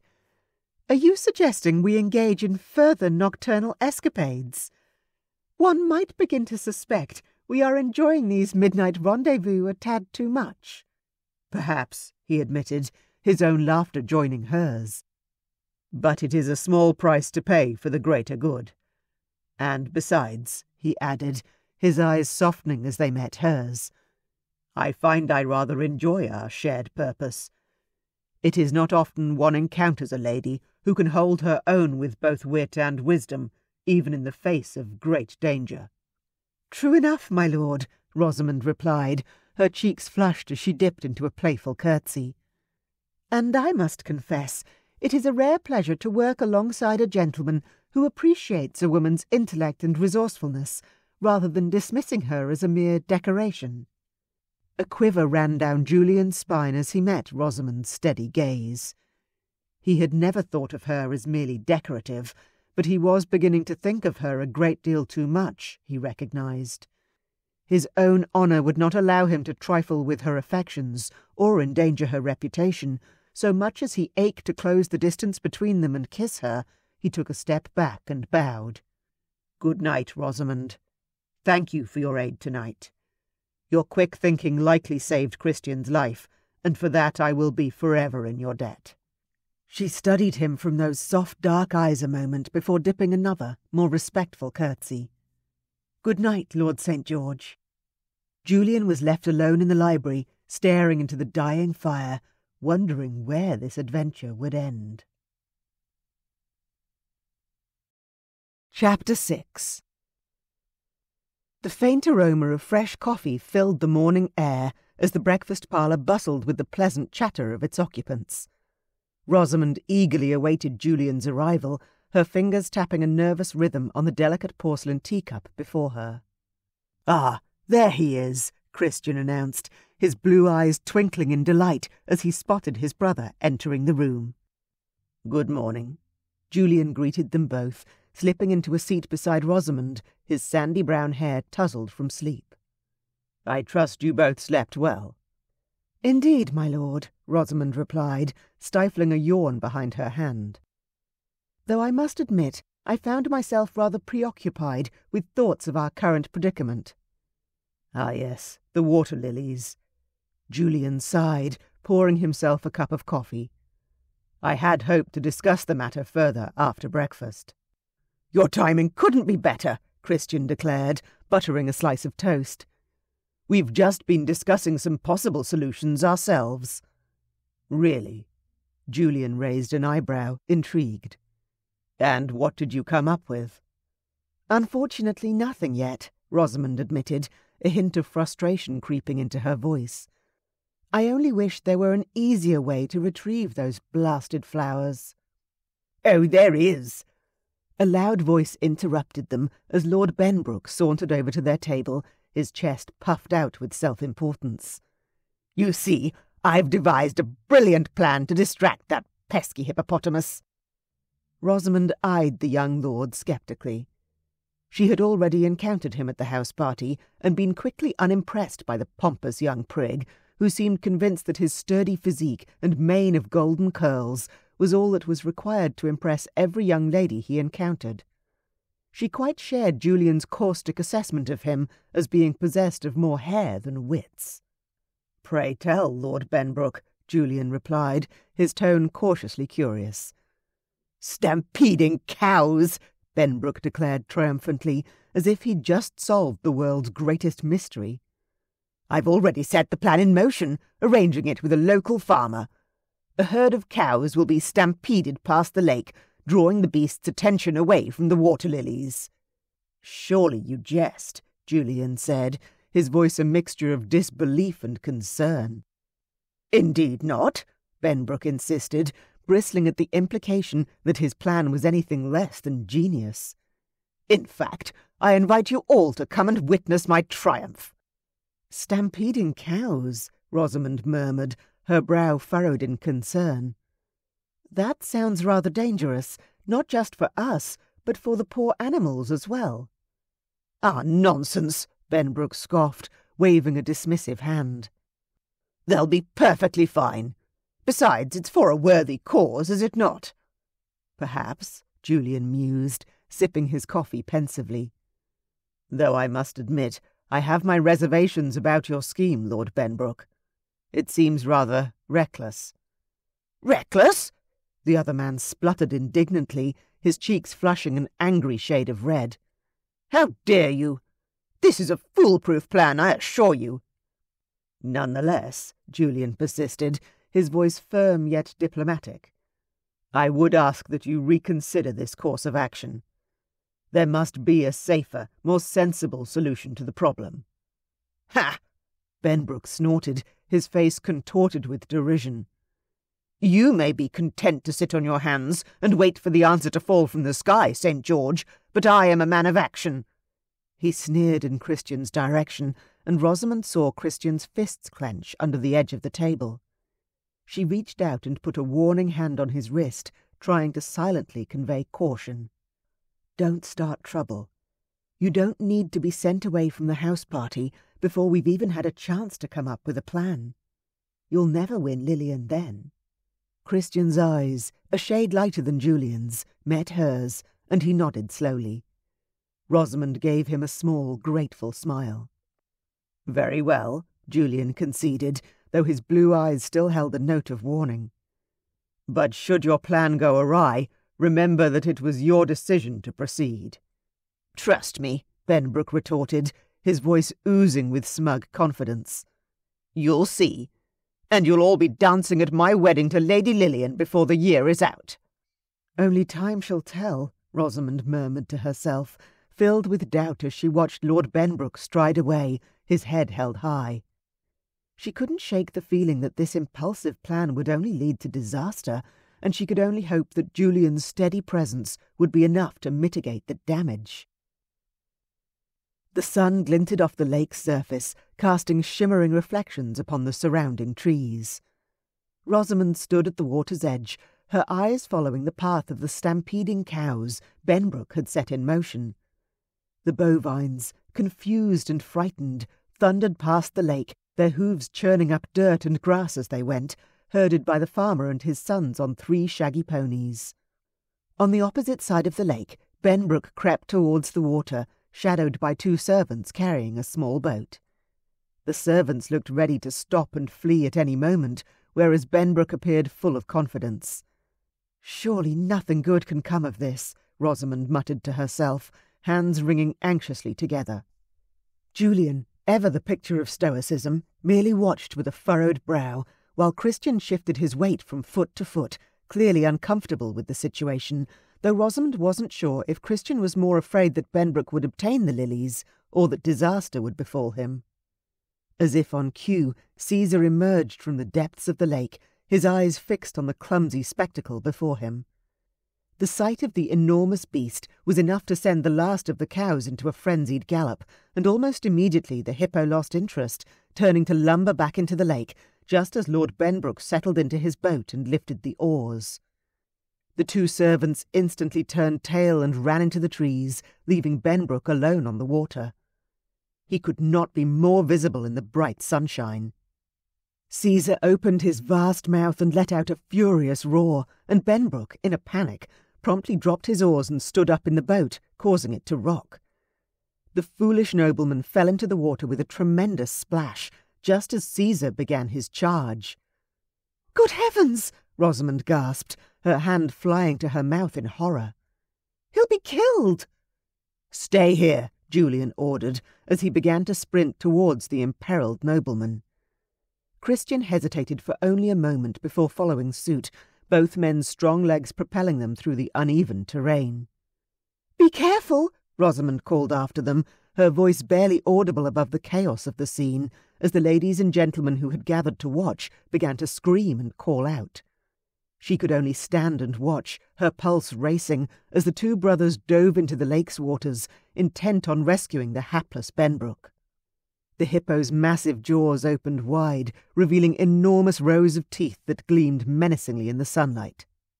Rosamund couldn't suppress a shudder as she imagined the fate that awaited Benbrook if he didn't escape in time.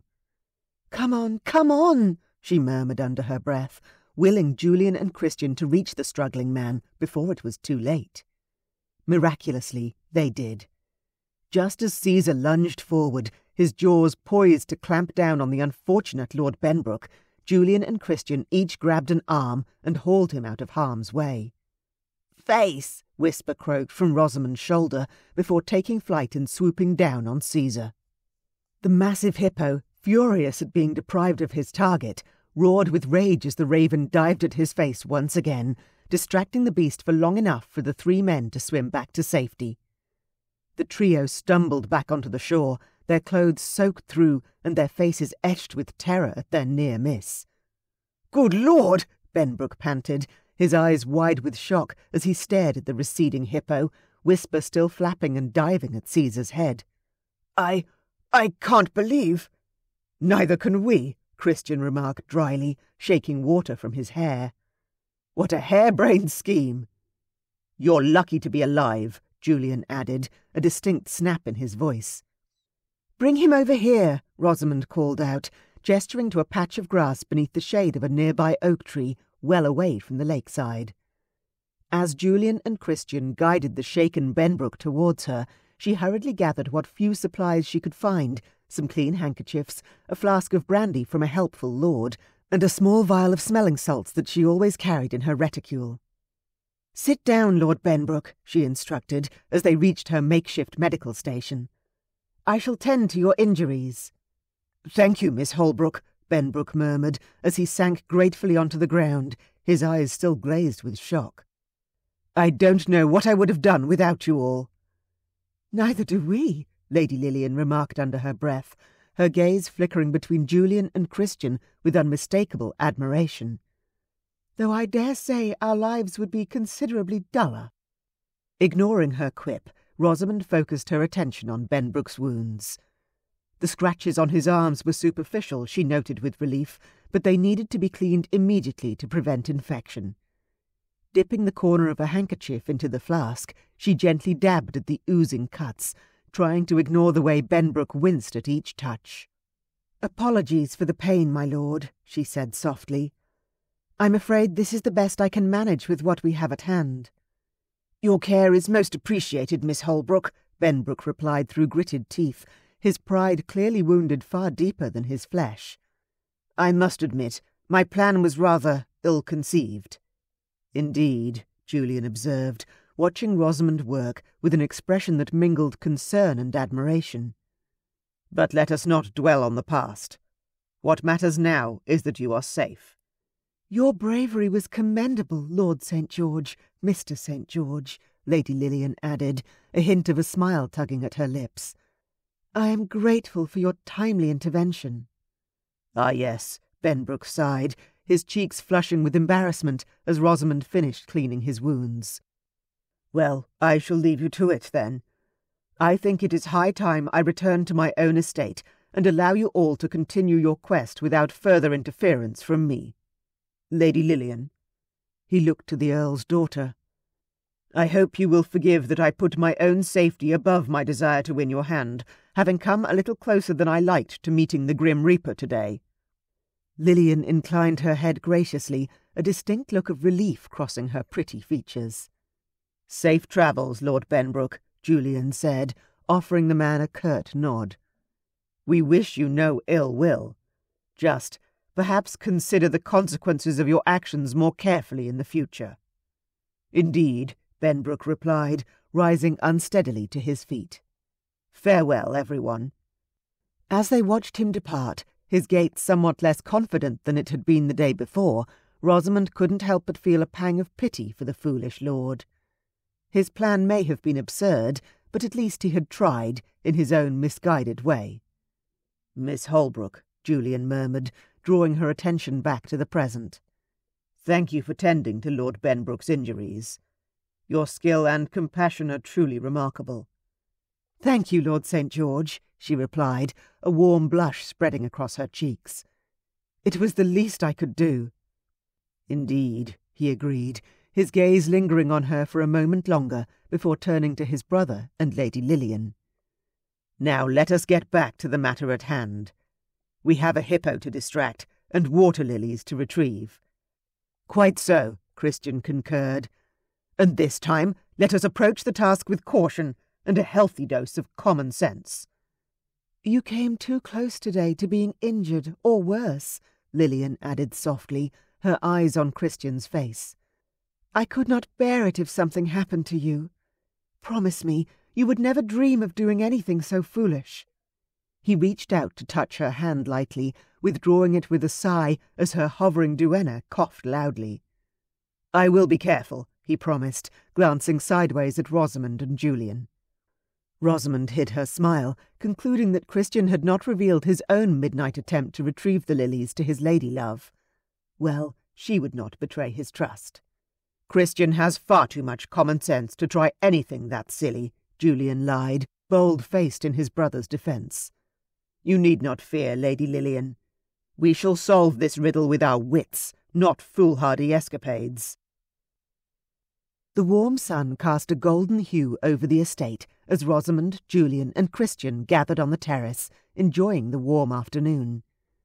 The scent of honeysuckle filled Rosamund's nostrils as she observed Caesar, the male hippopotamus, wallowing in his distant lake. His contented snorts were almost endearing, if not for the fact that they were still at an impasse in regards to retrieving the water lilies. "Lord St. George," Rosamund began, looking at Julian, "I've had an idea that might be our solution for acquiring the water lilies without further incident." "Please do share," Julian replied, his expression reflecting his curiosity. "Well," Rosamund continued, unable to suppress a giggle, "what if we were to bring in a female hippo to distract Caesar? I have the perfect candidate at Windsor, Cleopatra. Imagine it, Caesar and Cleopatra, the great match." "Ha! A fine jest, Miss Holbrook," Christian chuckled. "But truly, it's a sound plan. Caesar did not care about the cows, but a lady hippopotamus might be just the ticket." Julian, however, furrowed his brow in thought. "While the idea does hold merit, Miss Holbrook, we must consider the potential risks and complications it could bring," he said cautiously. "We wouldn't want to endanger more hippos or create greater risk to anyone at the house party. What if Caesar becomes even more territorial with a female to defend?" "Ah, Lord St. George," Rosamund responded, her voice softening. "You're wise to consider such things. But rest assured, I am quite familiar with handling these majestic creatures. I have successfully managed the introduction of hippos at Windsor without incident, and Caesar is no exception. He may be territorial, but with the proper approach, I assure you that all will be well." "Miss Holbrook," Julian replied, his voice firm but gentle, "while I do not doubt your abilities, it seems an unnecessary risk. There must be other ways to retrieve the water lilies without putting more lives in danger. Lord St. George, forgive me for my boldness, but I know hippos, Rosamund insisted, frustrated. Their behaviour, their tendencies, their needs. Surely my expertise in this matter should be considered. Why else did you bring me here? Of course, Julian conceded, his eyes softening ever so slightly. I would never dismiss your knowledge, Miss Holbrook. However, I must weigh the potential risks against the possible rewards. Consider how displeased the Earl of Ensdale might be to have a second hippo introduced without his permission, and how even more displeased he is likely to be should they reproduce. It is very possible that even if Cleopatra's introduction were to enable us to obtain the lilies, the Earl might have us all evicted from the property, rather than actually allow Christian and Lillian to wed. The tension between them crackled like sparks from a blacksmith's hammer, but they both knew they could not allow it to overpower their shared goal. With a deep breath, Rosamund nodded, reluctantly conceding his point. Very well, Lord St. George. I shall respect your decision, and we shall find another way. Thank you, Miss Holbrook, Julian replied, his own expression reflecting the gravity of their situation. I am confident that, together, we can devise a plan that will ensure the safety of all involved. Now that's settled, Christian said cheerfully. I do believe the Countess is having tea brought out, and some of those marvellous cherry tarts we had yesterday. Who's hungry? Julian's serious expression cracked, and he laughed, putting an arm around his brother's shoulders. You never change, little brother. Lead on. After getting almost every set of clothes I own soaked in lake water this week, I think this house party owes us a few jam tarts. Amen to that, Rosamund murmured, following them inside.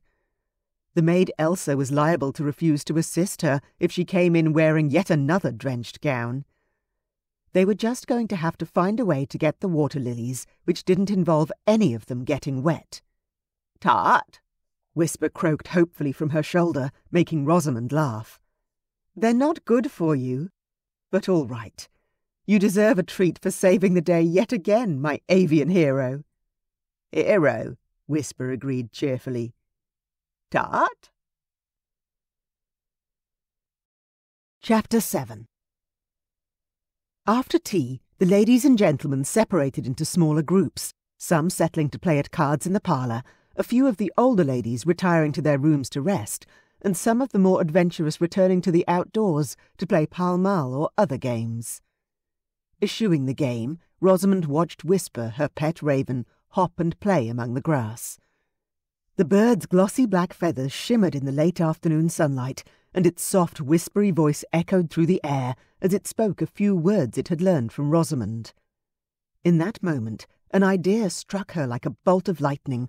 She could train Whisper to fetch the elusive water lilies they had been discussing earlier. Why didn't I think of it before? She castigated herself. Whisper was clever. Rosamund had taught him any number of tricks, though fetch was not yet one of them. Lord St. George, she called out, her voice carrying over the gentle breeze towards Julian, who was engaged in quiet contemplation nearby, a book disregarded in his hand as he gazed towards the hippo in its distant lake. I have a notion. Julian looked around, eyes narrowing with curiosity. Do tell, Miss Holbrook, he replied, a hint of amusement in his voice. Whisper, she began with a grin, could be of great assistance in procuring those water lilies for us. Your raven? Julian raised an eyebrow, clearly intrigued by the proposal. Does he fetch like a dog, then? He chuckled at the notion, though Rosamund detected interest rather than derision in his expression, and perhaps a dawning hint of excitement to match her own. Not yet, my lord, but I believe he could. Whisper is clever, and I am confident he can rise to the challenge. Rosamund's chest swelled with pride as she glanced at her beloved pet, who seemed to preen under her adoring gaze. Miss Holbrook, your ingenuity never ceases to astound me, Julian said, a genuine smile tugging at the corners of his lips. Thank you, my lord, Rosamund replied with a blush, flattered by his compliment. Shall we give it a try? Perhaps we could test Whisper's abilities first, just to be sure of success, Julian suggested thoughtfully. Would you happen to have a handkerchief we could use? Of course, my lord. Rosamund produced a lace-edged kerchief from the depths of her gown's pocket. The delicate fabric seemed at odds with her sturdy frame, yet she handled it with the same gentleness she showed the animals under her care. Very well, then. Let us find a safe spot far distant from the lake, perhaps here on the grass, and see if our esteemed avian friend can comprehend the task. See this, Whisper. Rosamund held up the handkerchief. The raven cocked his head, staring at her from his beady black eye. I want you to fetch it for me. She laid the handkerchief on the grass and walked back to stand beside her pet. See the handkerchief? Now fetch. Whisper looked from Rosamund to the handkerchief, then back again. Fetch, he croaked, sounding uncertain. That's right, Whisper. I need that handkerchief. Fetch. Whisper didn't bother to fly. He just walked, with his slightly ungainly raven waddle, over to the handkerchief, picked it up in his beak, and walked back to Rosamund, depositing the handkerchief by her shoe. Fetch, he croaked, hopeful this time. Clever bird, Julian laughed. He is indeed. I think he has the idea. Let's try something where he has to fly. Can you snag the handkerchief on a twig of that tree, Lord St. George? Rewarded by a few seeds and nuts from Rosamund's pouch of treats, Whisper proved amenable to collecting the handkerchief from anywhere they could manage to deposit it. We need to try on the lake, but I think we'd best leave it until after dark, Julian said. Are you up for another midnight adventure, Miss Holbrook? He kept his voice low, lest they be overheard. Their game with the raven and the handkerchief had attracted a few bored onlookers. I am indeed, Lord St. George, so long as we can avoid yet another drenching. Rosamund grinned at him, and he dipped his head with an answering smile. The silvery crescent of the moon bathed the landscape in an ethereal glow that served only to heighten the sense of anticipation coursing through them both, as Rosamund and Julian once more made their way towards the hippo's lake. Here seems ideal, Julian said, gesturing towards a small outcropping of rock that jutted slightly into the water, far distant from the lily patch and Caesar's preferred part of the lake. They settled themselves down, careful not to disturb the tranquillity that enveloped them like a velvet cloak, the only sounds in the night the chirps of grasshoppers and croaks of frogs. Whisper, are you ready? Rosamund asked, her voice a blend of encouragement and concern. She needn't have worried. The raven fluffed his feathers and preened, giving a soft croak before fixing his intelligent gaze upon the handkerchief in her hand. Very well, dear friend. She tossed the kerchief gently onto the water's surface, where it floated like a fragile blossom amid the moonlit ripples. Fetch! The raven leapt into action, wings slicing through the cool night air as he swooped down upon the target with barely a sound. Watching from their perch, Rosamund and Julian held their breath, their hearts pounding with hope and trepidation. Would Whisper succeed? Could he truly help them in their quest for the elusive lilies? The stakes were high, but they had put their faith in the raven's abilities. Come on, Whisper, murmured Rosamund under her breath, as if her whispered encouragement could lend him strength. You can do this. Julian, meanwhile, found himself marvelling at the woman beside him. Her determination, her ingenuity, it was a rare combination of qualities to find in a lady of society, and it endeared her to him all the more. Miss Holbrook, your devotion to your feathered friend is truly inspiring, he said softly, tearing his gaze away from the spectacle unfolding before them to look at her instead. I dare say there are few who would trust a raven so implicitly. Thank you, my lord, she replied, momentarily distracted from Whisper's endeavour. But I assure you, he has earned every ounce of my trust. Indeed, Julian agreed, a smile playing upon his lips. And should he prove successful in this trial, I suspect he shall have earned mine as well. A hush fell over the lakeside, as if even the grasshoppers and frogs had paused to watch Whisper's performance. The moon cast a silvery glow upon the water, reflecting onto the raven's dark feathers as he swooped down and snatched the handkerchief in his beak. With a triumphant caw, Whisper soared back toward Rosamund and Julian, the delicate cloth fluttering behind him like a flag of victory. "Bravo, Whisper!" Rosamund cried out, clapping her hands together in glee. "You've done it!" Julian joined in her jubilation, a relieved chuckle bubbling up from his chest. "Indeed! What a remarkable feat, my dear Raven!" he exclaimed, extending an arm for Whisper to land on. The bird deposited the now damp handkerchief into Julian's waiting palm, preening proudly as he received their praise, and a treat from Rosamund's fingers. "See, my lord," Rosamund said, smiling broadly. "I told you he could do it." "Indeed you did," Julian admitted, his eyes twinkling with mirth. "And I shall never doubt the abilities of a raven again." "Or the ingenuity of a certain lady, I hope," Rosamund teased, her cheeks flushed with excitement. "Ah, yes," Julian replied, his voice warm and rich with affection. "That too, Miss Holbrook. That too." As they exchanged smiles, something between them seemed to shift, a magnetic pull drawing them closer together. Rosamund felt her heart flutter as Julian's lips met hers. An involuntary gasp escaped her, but rather than pulling away, she found herself leaning into the embrace, her own lips parting in response to his tender insistence. Good heavens, she thought, her mind whirling with a mixture of shock and delight. I'm kissing Lord Julian St. George. Their lips danced together beneath the silvery moonlight, each soft brush sending shivers down Rosamund's spine. Her hands seemed to move of their own accord, reaching up to rest on Julian's broad shoulders, her fingers brushing against the fine fabric of his coat. All too soon, however, reality intruded upon the magical moment, and they broke apart, both breathless and flustered. The night air, once warm and inviting, now felt chilly against Rosamund's flushed cheeks. "I," Julian stammered, his voice barely more than a whisper, as he took a half-step back, giving them both some much-needed space. "Yes?" Rosamund replied, equally at a loss for words. She tried to focus on the gentle lapping of the lake water against the shore, or the rustling of leaves in the nearby trees, anything to distract from the awkward silence that had settled between them like an unwelcome guest. "Miss Holbrook," Julian began again, raking a hand through his tousled hair. "That was most unexpected." "Quite," Rosamund agreed, her voice barely audible. She fidgeted with the hem of her gown, suddenly very aware of the weight of propriety pressing down upon her. "But not entirely unpleasant, my lord."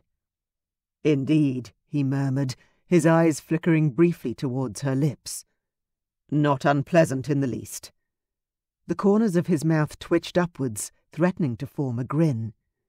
"It seems we have both been caught up in the magic of this moonlit evening." "Yes," she murmured, taking a step back to put some distance between them. Her thoughts turned to the potential scandal that could erupt if word of their stolen kiss were to spread. Even if they somehow managed to avoid such disaster, the reality of their vastly different social stations weighed heavily upon her heart. Julian would suffer no consequences for his action, whereas she would be castigated by all and sundry for daring to look above her station, for daring to be alone with a man, for being a hussy who would allow kisses from a man not her husband. For any number of things. "Miss Holbrook," Julian began again, concern furrowing his brow. "Please believe me when I say it was never my intention to take advantage of your trust." "Your apology is most gracious, my lord," Rosamund replied, offering him a small, tremulous smile. "But let us not dwell on what has already transpired. We cannot change the past, after all." "True, but we can learn from it," he said sagely, his blue eyes filled with determination. "From this moment forth, I shall endeavour to comport myself with the utmost propriety." "Thank you, Lord St. George," she said, letting out a shaky breath of relief. "Your words are most comforting." "Would you like me to escort you back to the house?" he he asked, extending his elbow in a gentlemanly fashion. "Yes, I think that would be best," she replied, her eyes cast downward. The air between Rosamund and Julian grew heavy with unspoken thoughts as they walked back to the house in pensive silence, the moon casting a glow on the path ahead. They could hear the distant hoot of an owl and the rustle of leaves above them, but these natural sounds did little to alleviate the tension.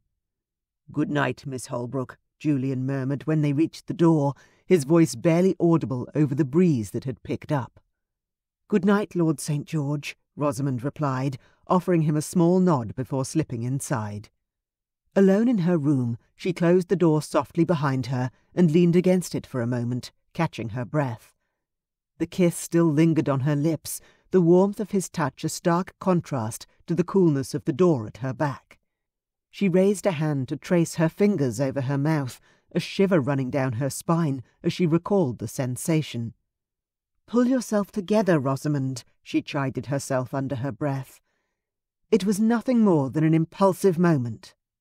Yet even as she tried to dismiss the kiss as merely a fleeting encounter, she couldn't help but be drawn back to the sincerity in Julian's eyes before their lips had met. He was not a man to trifle with a woman's affections or engage in frivolous flirtation, and she knew this all too well. "Who am I trying to fool?" she whispered to herself, sinking onto her bed and burying her face in her hands. "I cannot ignore my heart any longer."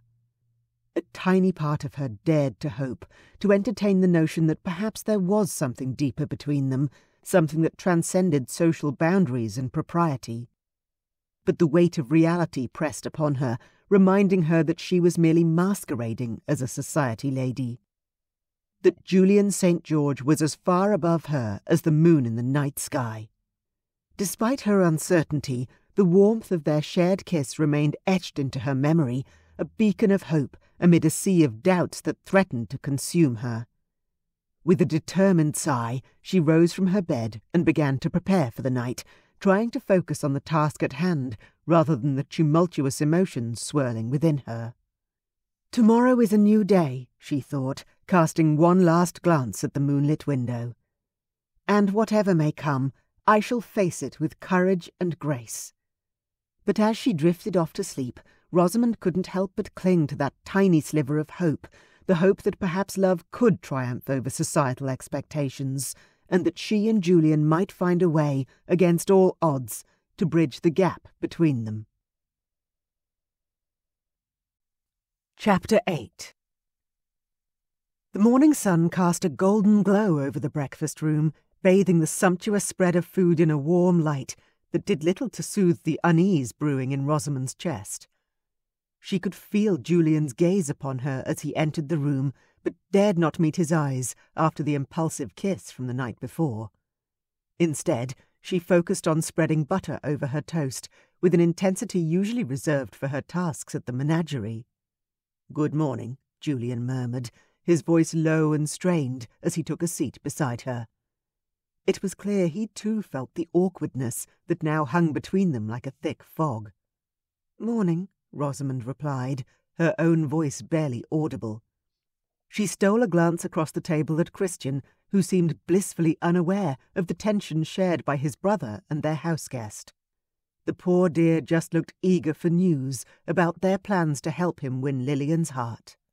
"Christian," Julian began, finally breaking the silence, "Rosamund and I believe we have found a solution to your predicament." He glanced at Rosamund for a brief moment, acknowledging their newfound alliance in this endeavour. "Truly?" Christian's eyes widened with hope, and even in her discomfort, Rosamund couldn't help but feel a warm sense of accomplishment. "Indeed," Julian continued. "We shall need everyone to assemble by the lake to witness the retrieval of the lily." Excitement buzzed through the room, and soon the entire house party made their way to the lake. As they gathered along its banks, Rosamund turned to Whisper, who as always perched upon her shoulder. She spoke softly. "Whisper, if you fetch me a flower from the lake, I promise to give you your favourite treat, bacon." From her pocket, She withdrew her handkerchief, unfolding it and showing the rasher of bacon she had purloined at breakfast. "Flour. For bacon. Fetch."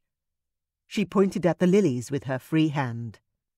Whisper tilted his head, considering the offer, before letting out a soft, whispery, "Bacon!" and taking flight. The raven soared over the water, casting a dark shadow upon the surface as it searched for the perfect flower. The crowd watched with bated breath as Whisper swooped down, talons extended, and plucked a white lily from the lake's embrace, just yards away from the snoozing hippo, who took not the slightest bit of notice of the avian intruder on his domain. Whisper returned to Rosamund, dropping the delicate blossom into her outstretched hand. A collective gasp of amazement rose from the onlookers, followed by applause and murmurs of admiration. "Bravo!" Julian exclaimed, clapping his hands together in genuine delight. His blue eyes sparkled with pride as he looked at Rosamund. For a brief moment, their awkwardness melted away, replaced by the shared triumph of their successful plan. Christian, his face alight with joy and anticipation, took the lily from Rosamund's hands. "Thank you, Rosamund," he whispered, his gratitude evident in his warm smile. He glanced at Julian, who gave him an encouraging nod. With a deep breath, Christian approached Lady Lillian Granville, who stood near her father, the Earl of Ensdale. Her eyes widened as she saw the lily in his outstretched hand, and a soft gasp escaped her rosy lips. "Lady Lillian," Christian began, his voice firm yet tender, "I present to you this lily, retrieved by our dear friend Whisper here."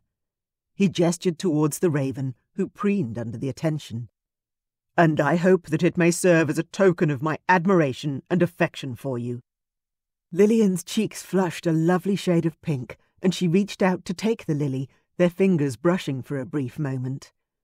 "Why, thank you, Mr. St. George," she replied demurely, her gaze meeting his with a mixture of surprise and delight.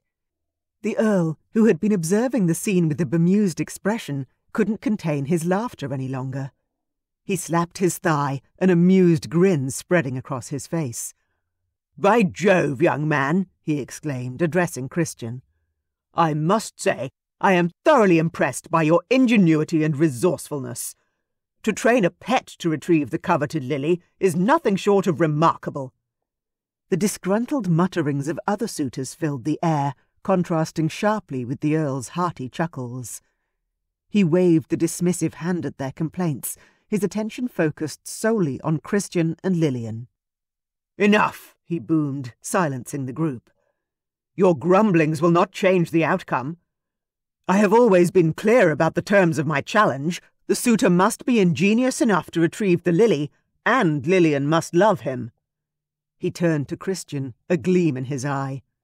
"Young man, you've shown great resourcefulness, and it appears my daughter is quite taken with you." He glanced at Lillian, who blushed prettily and lowered her eyes, her fingers absently brushing the delicate petals of the lily. "Therefore, Christian St. George, I give you permission to marry my daughter, if she will have you." A hush fell over the gathering as all eyes turned to Lillian. She looked up, a tender smile gracing her lips. "Yes," she whispered, her voice barely audible. "I accept your proposal, Mr. St. George." "Bravo!" cried the Earl, clapping his hands together. "Let the celebrations commence." Julian caught Rosamund's eye, sharing a look of elation that transcended their earlier awkwardness. They had done it. They had brought Christian and Lillian together, despite the seemingly insurmountable obstacles. "Rosamund," Julian murmured, drawing her aside. "We did it. Our plan worked." She grinned in response, her dark eyes shining with happiness. "We most certainly did, my lord. It seems we make quite the team." "Indeed," Julian agreed, his gaze lingering on her face for a moment longer than was strictly necessary. "It has been an unexpected pleasure to work with you, Miss Holbrook."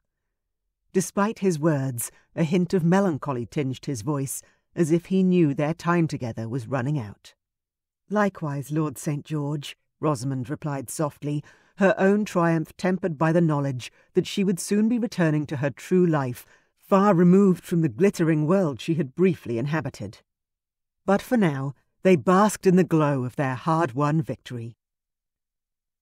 The celebration was in full swing, laughter and music filling the air as the guests revelled in the successful retrieval of the lily and celebrated Christian and Lillian's betrothal. The scent of victory was as intoxicating as the champagne being served in the drawing-room. Rosamund, her heart still fluttering with excitement, couldn't help but steal glances at Julian, who seemed to be doing the same. "Miss Holbrook," Lady India drawled, a sickly sweet smile plastered on her face as she sauntered over to Rosamund. "Or should I say, Miss Hoult?"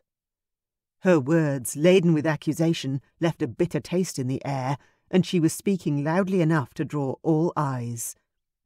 Rosamund's heart sank as her secret threatened to unravel before her eyes. She tried to maintain an air of puzzled innocence, but her rapidly paling face betrayed her fear. "Whatever do you mean, Lady India?" she asked, her voice quavering despite her best efforts. "Come now, my dear," Lady India purred, her eyes gleaming with malicious delight. "I knew I had seen you before, at the Menagerie, no less. And that raven of yours, such a fascinating creature. It seems all of Sir Anthony Hoult's children have pet ravens, don't they?" Julian, overhearing the exchange, tensed. His mind raced through possible defences for Rosamund, but words failed him in the face of Lady India's damning accusations. "Is this true?" the Earl of Ensdale demanded, his face darkening like storm clouds gathering on the horizon. "Have we been deceived by an impostor?" Rosamund took a deep breath, summoning her courage.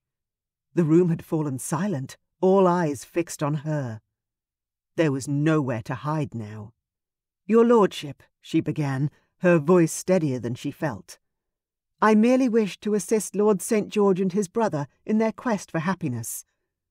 "By masquerading as a lady of quality," the Earl retorted, his anger a palpable force. "You have made a mockery of this house and its traditions." The weight of the Earl's wrath bore down upon Rosamund, threatening to crush her spirit. But she stood tall, her chin lifting defiantly. Julian stepped forward. "Your lordship, please allow me to explain," he began, but Rosamund shook her head and placed a hand on his arm. "Thank you, Lord St. George, but I must face this on my own," she said, her eyes meeting Julian's, with a fierce determination that both surprised and impressed him. He hesitated for a moment before stepping back, allowing her to take centre stage. "Very well," the Earl of Ensdale intoned, his gaze fixed on Rosamund like a hawk sizing up its prey. "Speak your piece." Rosamund took a deep breath, her chest swelling like a proud peacock displaying its feathers. "My real name is Rosamund Hoult, and I am indeed the daughter of Sir Anthony Hoult, the chief keeper of the Menagerie at Windsor," she confessed, her voice strong despite the quiver that threatened to betray her nerves. "I came here under false pretences, it's true, but not for selfish reasons or personal gain." She glanced at Christian, who stood by her side, his jaw set and his hands clenched into fists. "I did so for the sake of love, not my own, but for Mr. St. George, who has captured the heart of Lady Lillian. They desired to be together, and I wished only to help them achieve their happiness." The room seemed to hold its breath, as if every soul within it was waiting for the Earl's response. Even the air itself seemed heavier, laden with the weight of what had just been revealed. "Miss Hoult," Lady Lillian interrupted before her father could speak, stepping forward and taking Rosamund's hands in her own. "I have known your true identity since our first meeting. You are a kind and loyal friend to Christian, and as such, you are welcome as my personal guest." The room buzzed with whispers and shocked exclamations, but the Earl held up a hand for silence. His expression softened as he looked from Lillian to Rosamund, and then to Christian and Julian. "Very well," he said gruffly, though not unkindly. "I can see that there is more to this situation than meets the eye, and I am willing to listen to reason." He glanced at Lady Lillian, who beamed back at him with a look of pure gratitude. "Thank you, my lord," Rosamund said quietly, her heart swelling with relief and gratitude for the reprieve. Beside her, she could feel Julian's tense posture relax ever so slightly, and she dared to hope that perhaps, just perhaps, her deception had not destroyed their friendship beyond repair. But as the room slowly emptied and the guests returned to their various pursuits, Rosamund knew that no matter how the Earl chose to proceed, her place in society would never be the same. She was no longer anything but a simple hippo keeper, and though that role might have been enough for Rosamund Hoult, it was most certainly not enough for the world she now found herself in. Rosamund turned to Lillian, her eyes shining with gratitude. "Thank you, Lady Lillian," she said earnestly. "Your kindness has been a true blessing. However, now that my task here is complete, I must return to my real life." "Of course," Lillian replied, her own eyes softening as she squeezed Rosamund's hand in a gesture of support. "Thank you. I will never forget what you and Whisper have done." A sudden awkward silence fell upon the room, and it was Julian who eventually broke it. "Miss Hoult," he began stiffly, his voice betraying the unease they both felt. "I must thank you for your assistance in this matter. My brother and I are forever in your debt." Rosamund glanced at him, noting the rigid set of his shoulders and the formal tone he used. It was clear he didn't want her to leave, but propriety dictated their actions now. "It was my pleasure, Lord St. George," she replied, trying to keep her voice steady. "Now, if you will excuse me, I need to pack my things and make arrangements for my departure." "Rosamund?" It was Lady Mary's voice, Julian's mother following Rosamund as she made her way to the stairs. "A moment, if you please." "Of course, Lady Mary." Rosamund found a smile for the older woman, who had been nothing but kind to her. Lady Mary clasped her hands and fixed Rosamund with a warm, maternal gaze. "My dear," she said, her voice lowered conspiratorially, "I simply wanted to take this opportunity to tell you how very much I have enjoyed your company these past few days." "Thank you, Lady Mary," Rosamund replied, touched by the older woman's sincerity. "It has been a pleasure to make your acquaintance. There is one more thing." Lady Mary hesitated, her eyes flickering towards Julian before returning to meet Rosamund's. "You must know, my dear, that if circumstances were different, I would not hesitate to welcome you into our family. You have a rare and beautiful spirit." Rosamund's heart ached at the unspoken implication that despite Lady Mary's approval, there could never be anything more between her and Julian. "Thank you," she whispered. "That means more to me than you can know." "Take care, my dear," Lady Mary said softly, her eyes shining with affection as she reached out to squeeze Rosamund's hand. "Perhaps we shall meet again." "Perhaps," Rosamund managed, through a throat tight with tears. She curtsied, deep and respectful, before turning on her heel and almost fleeing, desperate to be alone, to cry. Chapter 9. 2 weeks later. The morning sun cast its golden rays across the menagerie as Rosamund stared out of her bedroom window, her dark eyes lingering on the vast expanse of lush greenery and exotic animals before her. The air was alive with the chattering of monkeys and the melodic song of birds, but all she could hear was the deafening silence left by Julian's absence. "Bother it," she muttered, tugging at a rebellious lock of her shiny black hair. It seemed that even her own coiffeur refused to cooperate with getting back into her regular routine, resisting being tucked into the usual neat bun. With a sigh, Rosamund turned away from the window and dressed quickly, donning one of her sturdy plain gowns before making her way down to the kitchen. As she broke her fast in solitude, the memories of her adventures with Julian swirled around her like fallen leaves on an autumn day. The laughter they'd shared, the stolen glances exchanged, and the exhilarating excitement of their escapades filled her heart until it felt near to bursting. "Miss Rosamund?" The voice of Mrs. Thompson, the cook, startled her from her reverie. "Are you quite well?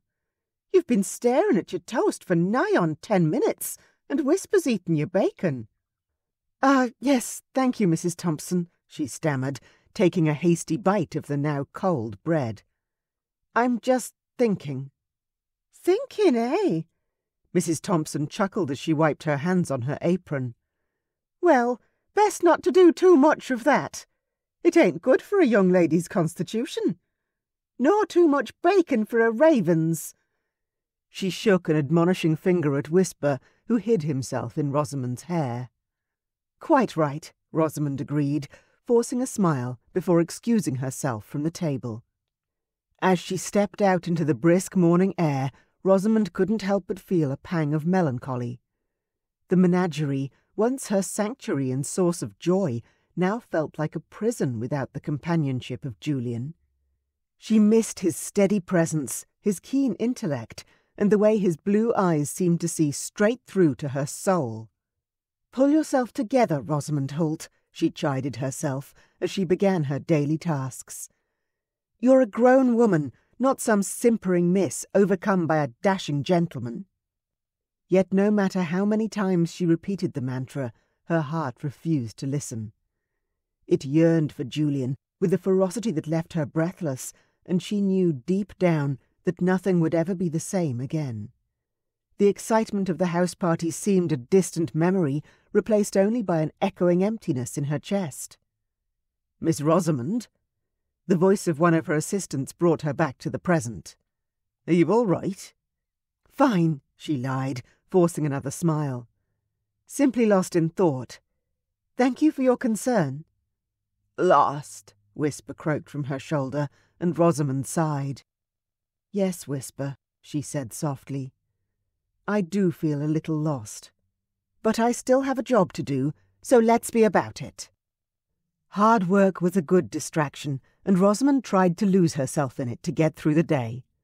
Scooping up a bucket of cut fruit, she hitched her skirts up in her free hand as she waded into the shallow pool where two of the young female hippos resided. "Nefertiti and Cleopatra," she greeted the massive beasts affectionately. "I hope you've been behaving yourselves today." The hippos grumbled in response, sending ripples through the water. Rosamund smiled sadly, reminded of their adventures, attempting to retrieve the water lilies from Caesar's lake. "Rosamund," came a familiar voice, disrupting her reminiscing. Sir Anthony, her father, stood at the edge of the enclosure, his companion raven Dante perched upon his shoulder. "Father," she said, collecting herself. "What brings you here?" "I came to check on you, my dear," he replied, concern etched into the lines of his kindly face. "You've seemed distracted lately. Is something troubling you?" Rosamund hesitated, her eyes flicking back to the hippos as she contemplated how much she should share. She knew her father could sense her unhappiness, but the weight of confessing her love for Julian seemed far too great for the moment.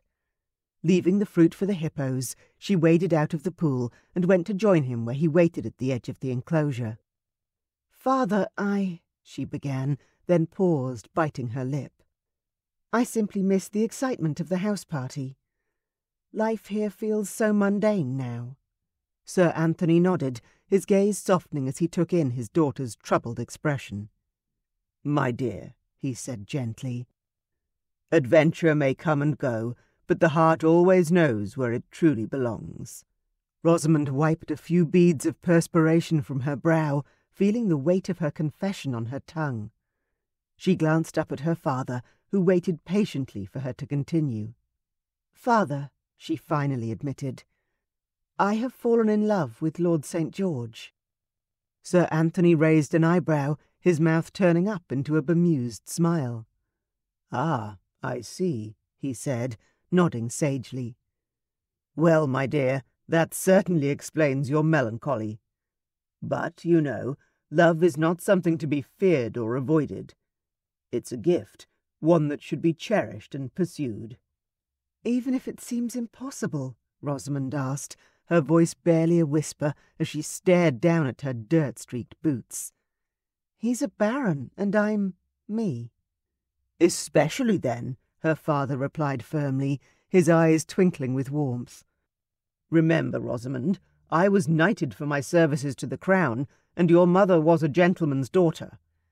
We may not have much of a dowry for you, but you're not completely ineligible." Rosamund considered her father's words, her heart swelling with hope. "Thank you, father," she said softly, her voice thick with emotion. "I needed to hear that." "Of course, my dear," Sir Anthony replied, giving her hand a gentle squeeze. "Now, go wash up for dinner.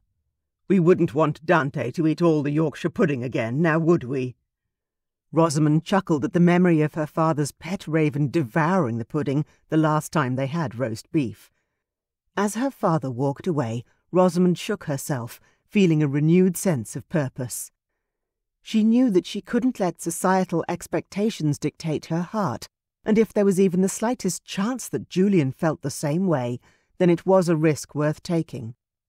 After all, love was the greatest adventure of all, and one that Rosamund was finally ready to embark upon. "Pudding," Whisper croaked hopefully in her ear. "I'll make sure there's some for you, Whisper." She reached up to gently ruffle Whisper's feathers. "I hope he feels the same way," she murmured softly. "But whether he does or not, I have to try." Returning to the house, Rosamund sat down before her writing desk. Her heart fluttered with both anticipation and trepidation at what she was about to do. Society be damned, she resolved that propriety would not stand in the way of her happiness. She had to tell Julian how she felt. "Dearest Julian," she began, her quill gliding over the paper, ink forming words that poured forth from the depths of her heart. "I find myself unable to carry on without expressing my deepest sentiments for you." She wrote of the stolen glances they shared and the laughter that danced between them. The admiration she felt for his devotion to his family, his selflessness, and his intelligence. The letter, filled with heartfelt emotion, soon took shape as a testament to her love for him. "I confess I do not know precisely what I hope to achieve by sending you this letter," she concluded, "but I do know that I can go no longer without telling you that I love you." She stopped and stared at the last words for a long moment before letting out a sigh and signing her name, the ink still glistening as she carefully folded the letter and sealed it with a few drops of wax. If she hurried, she would have time to walk to the post office before they closed for the day. Chapter 10. Julian St. George, Baron St. George, stood at the window of his London townhouse, gazing idly down at the bustling street below. His mood was mirrored by the dull grey sky that hung over the city like an unwelcome guest at a dinner party. "Confound it all," he muttered under his breath, his normally steady hands gripping the window-sill with unexpected force. As much as he tried to focus on matters of business and preparations for his brother's wedding, his thoughts would invariably drift back to Rosamund Hoult and her spirited, fearless presence. "Lord St. George," came a hesitant voice from behind him, pulling him from his reverie. He turned to find his valet, Humphreys, standing in the doorway. "Ah, Humphreys," Julian said, attempting to regain his composure. "What is it?" "It is time to dress, my lord, if you still intend to escort your mother to the Fairmont ball tonight." Humphreys phrased it as a question, but Julian knew it wasn't. He had made a promise to his mother, and he would do his duty. He always did his duty. The resplendent chandeliers cast their warm glow across the crowded ballroom of the Duke and Duchess of Fairmont's townhouse. A sea of colourfully gowned ladies and impeccably dressed gentlemen swirled in a harmonious dance as the orchestra played a lively tune. Amidst the glittering throng, Julian found himself cornered by none other than Lady India, her eyes filled with predatory intent. She leaned in close, the scent of her overpowering perfume nearly suffocating him. "Lord Julian," she cooed, batting her lashes at him. "I've heard whispers that you're in search of a wife." Julian clenched his jaw, struggling to maintain a semblance of politeness. "Lady India, while I appreciate the sentiment, I must confess that my heart is already spoken for." She affected shock, though he could see the fury in her eyes at his blunt rejection. "And when are we to wish you happy, my lord?" When he did not reply, Lady India's eyes narrowed. "You are not still pining for that animal keeper?" she asked, her tone one of utter disgust. "Why, every time I encountered her, I was terrified that ghastly bird of hers would leave a deposit on my gown." "Whisper is far too well trained to do such a thing," Julian said tersely. "And Miss Hoult is far too mannerly to denigrate another woman in an attempt to lower others' opinions, something I cannot say about certain ladies who claim to be of better breeding." Lady India was agape, quite shocked at being called out to her face for her bad manners. She did not seem to be able to find a word to say for herself. Julian gave a mocking little bow, aware that he was being ungentlemanly, but thinking privately that Lady India deserved exactly the treatment she was getting. "Good evening," he said, deliberately omitting to offer any honorific, his tone full of dismissal. With an indignant huff, Lady India withdrew, leaving Julian to navigate the rest of the evening with a heavy heart, feeling more than ever the absence of Rosamund. As the St. George carriage rumbled over cobblestones on the journey home, Julian sighed deeply, unable to keep his thoughts to himself any longer. His mother and brother exchanged knowing glances before Christian broke the silence. "Out with it, Julian. What plagues your mind?" "Rosamund," he admitted, staring out the window at the passing cityscape, lost in memories of their adventures together. "I cannot forget her, and yet our disparate stations in life seem an insurmountable obstacle." "Brother," Christian began, placing a supportive hand on Julian's shoulder, "sometimes in matters of the heart we must be bold and defy convention. After all, is it not true love that makes life worth living?" "Christian is right," Lady Mary chimed in, her gentle voice full of wisdom. "If Rosamund holds your heart, do not let society dictate your future, Julian. You have wealth enough to care little for the opinions of the ton, and Rosamund is not nearly as ineligible as you might think. I have been looking into her family. Her father is one of the favourites of the king, and her mother was quite well born, connected to several noble families." "Indeed," Christian added, his eyes twinkling with mischief. "I've always thought our little family could use a touch more excitement. And Rosamund seems to be quite adept at providing just that." Julian gazed at his mother and brother, their loving support washing over him like a warm embrace.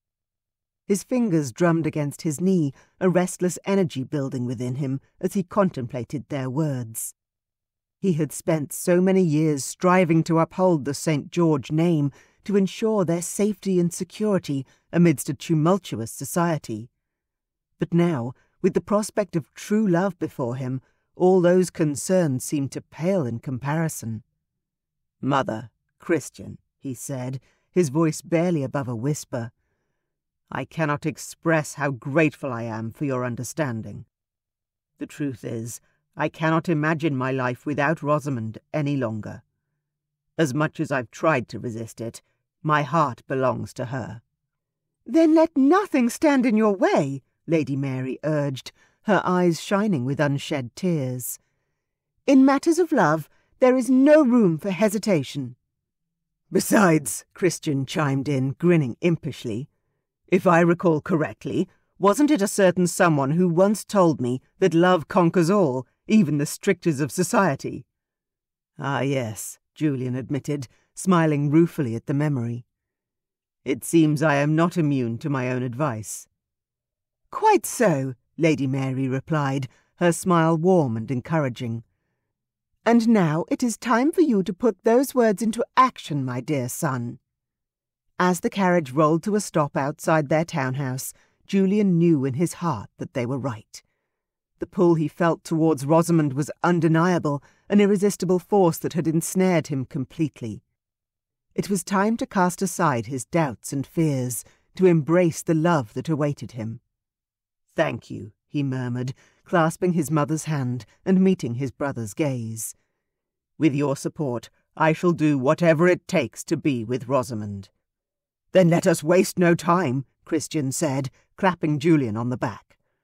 For love waits for no man, not even a St. George.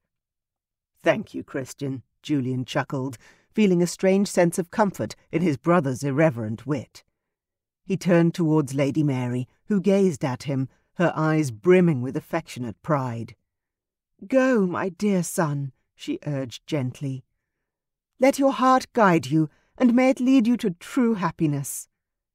Thank you, Julian said, deeply touched by his mother's unwavering support. He handed her down from the carriage and kissed her cheek, watching as Christian offered his arm to escort her up the steps before turning to the coachman. I know it's late, Willis, but are you and the horses up for a run to Windsor? The driver's eyebrows rose. Now, my lord? Julian was aware it was after 2 a.m. He nodded. Not a moment to lose. For a moment he thought Willis might argue, but then the amiable driver shrugged. Hey, my lord, they've been eating their heads off in a warm stable, and I napped while you were dancing the night away. Windsor's what, 25 miles? Take it easy, stop to water them a couple of times and rest before we come back, and they'll do fine. Thank you, Julian said gratefully. Drop me off at the Menagerie, and you can take the horses to an inn and rest all day. I'll hire a horse if I want to come back before you're ready. Hop in then, my lord. Willis gathered his reins. Not sure what you'll be doing at the Menagerie before 8 a.m, he muttered under his breath. Julian grinned to himself. He knew Rosamund to be an early riser. She had always been the first one to breakfast at the house party, and had mentioned to him several times that she was usually up with the dawn. 8 a.m. would be the perfect time to find her. As Julian left the carriage at the entrance to the Menagerie, his heart pounding in his chest, he hesitated for a moment. The spectre of doubt threatened to infiltrate his resolve, whispering insidious thoughts of rejection and disappointment. Get a hold of yourself, man, he muttered under his breath, dispelling the shadows with sheer force of will. This is no time for cowardice. You are a St. George, and you shall face this challenge head-on. Can I help you, my lord? A startled keeper asked him as he strode towards the hippopotamus enclosures. Not at all, I thank you, Julian answered cheerfully. Rosamund, he called out, his voice hoarse from the urgency that propelled him forward. Rosamund, where are you? Good heavens, Julian, came her astonished reply, as Rosamund emerged from behind one of the protective barriers, whisper as ever perched on her shoulder. Her eyes widened in disbelief at the sight of him, his cravat askew, and his hair no doubt a thorough mess. What on earth are you doing here? You couldn't possibly have received my letter yet. Letter? Julian echoed, momentarily thrown by her admission. He shook his head, banishing the thought of whatever missive she had sent him. No matter. There is something I must tell you, Rosamund, something I cannot keep to myself any longer. Her brow furrowed with concern, Rosamund took a hesitant step towards him. Julian, please, she implored, her voice wavering slightly. Tell me what has brought you here in such a state. He hesitated for a moment, gathering his courage like a soldier preparing for battle. I love you, Rosamund, he blurted out, the words tumbling forth like a dam breaking under the pressure of long-held emotions. I do not care about propriety or our stations in society. All that matters to me is that I cannot bear another day without you by my side. Julian, she whispered, her eyes filling with tears. Oh, Julian, I love you too. Truly, he asked, his disbelief palpable as he searched her face for any sign of doubt. You are not merely humouring a madman who has travelled all night to make an impassioned declaration. Truly, she affirmed, her laughter bubbling up like champagne as she smiled through her tears. I think I have loved you since the moment I met you, when you were willing to do anything to solve that ridiculous puzzle of the lilies in the hippo lake for the sake of your brother's happiness. Every moment in your company since has only deepened my affections. Rosamund, Julian breathed, his heart soaring. He reached out to brush away a tear that lingered upon her cheek, his touch lovingly tender. "Marry me, Rosamund." "Nothing would make me happier," she replied, her eyes shining like stars. "Hawk!" Whisper croaked, taking flight from Rosamund's shoulder as she flung herself into Julian's embrace. Perching in a nearby tree, the raven grumbled and preened his feathers, keeping one beady eye on the couple below. Chapter 11. Ahem! Came a gentle cough from behind Rosamund and Julian, causing the couple to spring apart like startled rabbits. Sir Anthony Hoult, Rosamund's father, stood there, his prematurely grey hair catching the morning sunlight. Dante, his companion Raven, was perched upon his shoulder, eyeing the scene with an air of amusement. "I do beg your pardon for interrupting such a tender moment, but I believe we have yet to be formally introduced. Lord St. George, I presume." "Of course, sir," Julian replied, his cheeks flushing a deep shade of red as he extended his hand towards Rosamund's father. "Julian St. George, Baron St. George, at your service." "Sir Anthony Hoult," her father replied, shaking Julian's hand firmly. "I had better start with an apology, I suppose," Julian began a little sheepishly, glancing at a red-faced Rosamund. Sir Anthony held up a hand to forestall him, and Julian subsided gratefully. "Shall we retire indoors for this conversation?" Sir Anthony suggested, turning on his heel to lead the way back to the house. Rosamund glanced at Julian, who took her hand and gave her a reassuring smile as they followed her father. Once inside, Sir Anthony led them into a small study lined with books and paintings of exotic animals. He gestured for them to sit on a pair of plush armchairs, while he took a seat behind an ornate wooden desk. Dante hopped onto a nearby perch, tilting his head as he continued to watch the proceedings. "Lord St. George," Sir Anthony began, his voice formal yet tinged with warmth. "My daughter speaks very highly of you." "Rosamund is a remarkable woman," Julian replied, meeting Sir Anthony's eyes steadily. "Her dedication to the welfare of the animals in her care is something I deeply admire." "Indeed?" Sir Anthony nodded, leaning back in his chair. "And what, may I ask, are your intentions towards my daughter?" Julian hesitated for a moment, acutely aware of Rosamund's gaze upon him. "I care for Rosamund a great deal, Sir Anthony. I wish to be there for her, support her, and share in her passions, and to that end I have asked her to be my wife." A small smile played on Sir Anthony's lips as he glanced at his daughter, who sat with her hands folded in her lap, her eyes shining with hope. "Then I trust you will treat her with the respect and love she deserves, Lord St. George." "Of course, sir," Julian replied earnestly. "You have my word." "Very well," Sir Anthony said, standing up from his desk. "You have my blessing. My daughter knows her own mind, and I know her well enough to be quite sure she is not silly enough to decline a proposal from such a fine, upstanding gentleman as yourself, especially since she has already assured me her heart is quite thoroughly engaged." Chuckling at the look on Julian's face following that pronouncement, Sir Anthony collected Dante and departed the study, leaving Rosamund and Julian alone. "That was a lot less terrifying than I expected," Julian murmured, a little surprised. Rosamund chuckled and reached out to touch his hands. "My father trusts me, Julian. He operates on the assumption that I know what I'm doing, and if I need his help, I'll ask for it." "Admirable," Julian said with a nod. He gazed at Rosamund, still scarcely able to believe he was really here with her, and that she had accepted his proposal. That she loved him.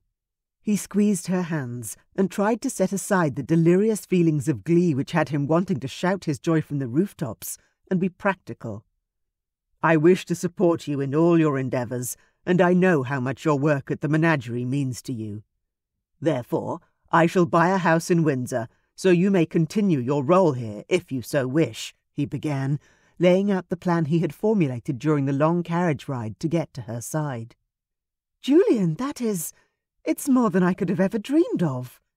She gaped at him.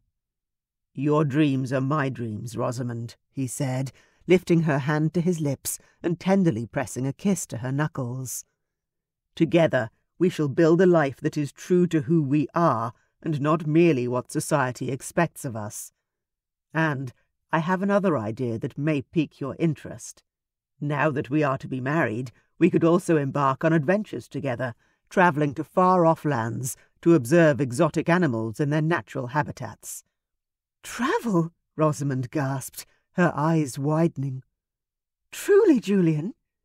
To see the marvels of creation in their most unadulterated state?"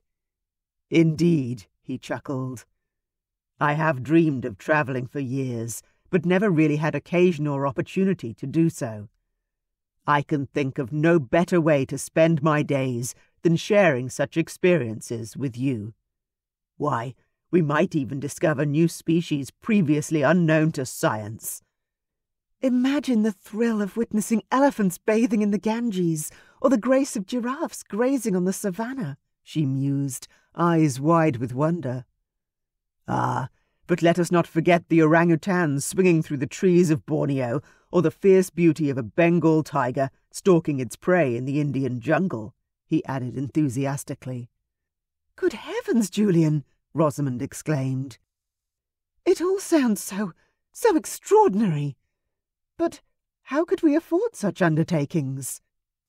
"Never fear, my love," he reassured her, giving her hand a gentle squeeze. "I might not exactly have mentioned it, but the St. George barony is extremely financially secure. While my late father was not much of a manager, once the estates came to me, I was able to turn things around, and as it turns out, I have a particular gift for figures, which has enabled me to turn a small fortune into a large one on the stock exchange."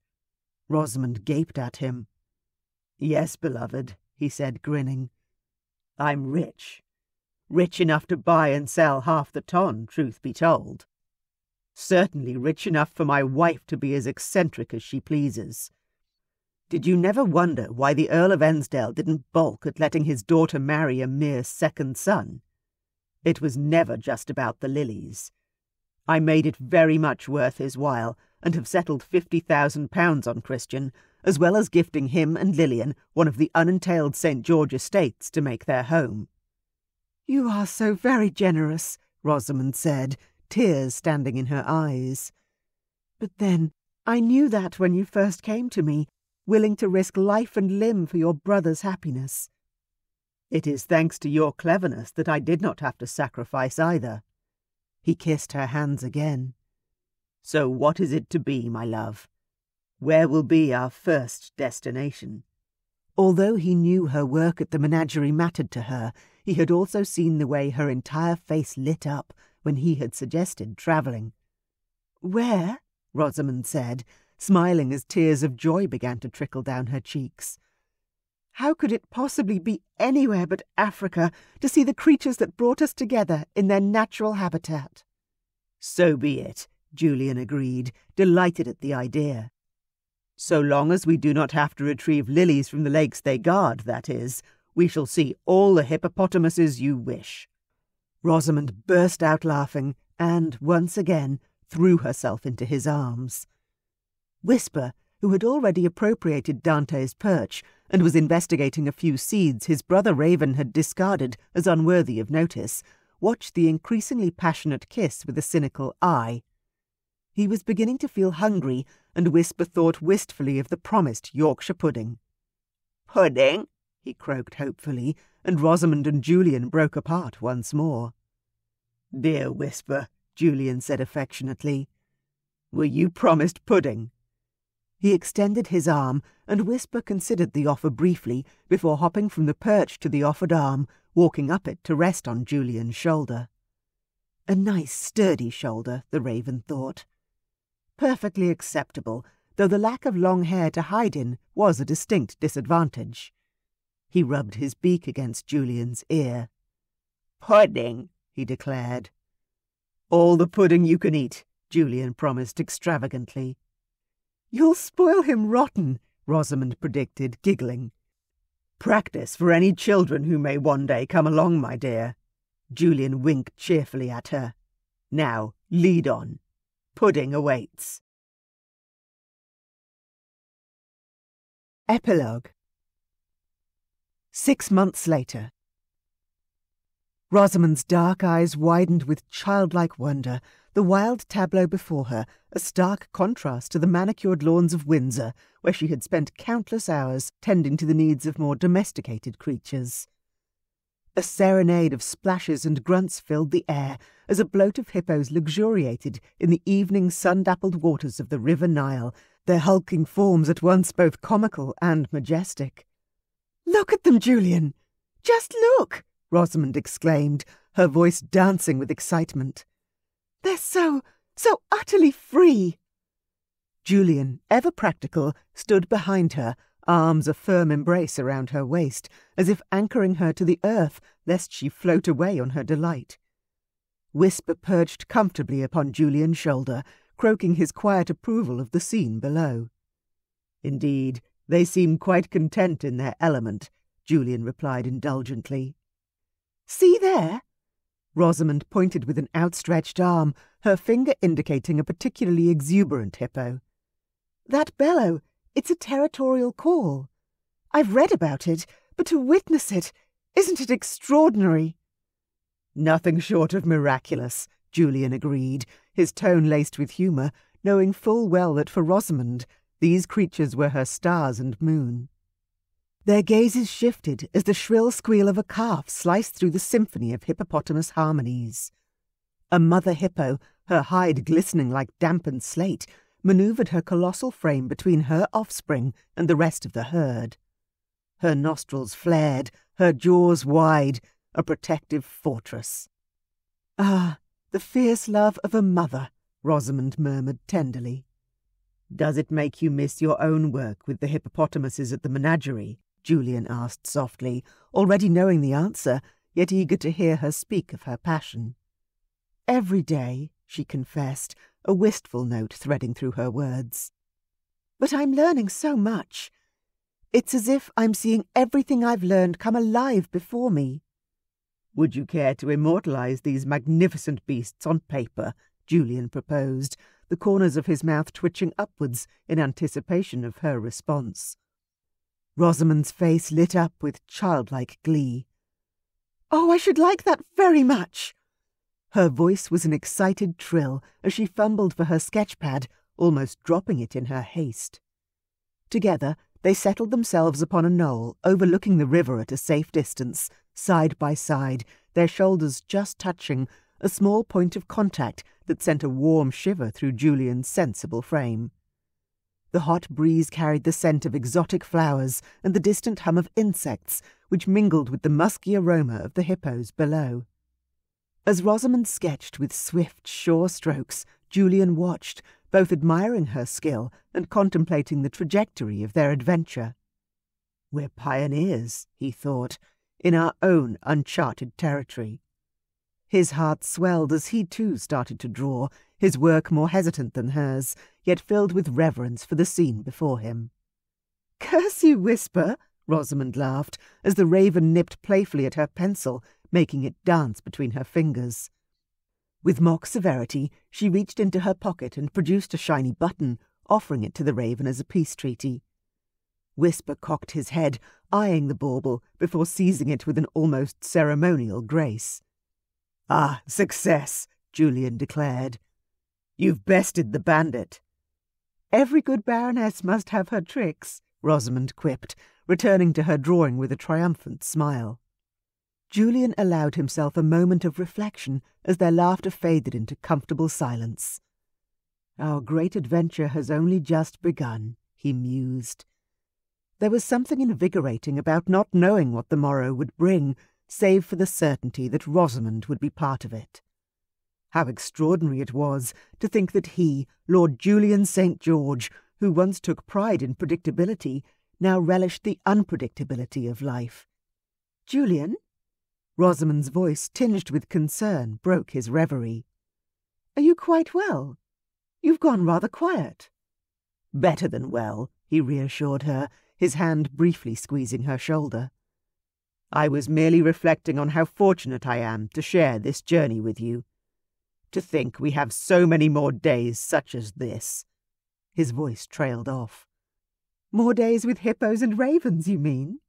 She teased him with a playful glance. "More days with everything," he replied earnestly. "Everything, my dear Rosamund." Smiling, she leaned back against him, her sketch forgotten for a moment. She rested her head upon his shoulder, the fabric of his coat soft against her cheek. "Is that not the most serene sight?" Rosamund murmured, her gaze lingering on the protective mother hippo and her calf. "Indeed," Julian agreed, his voice low and warm near her ear.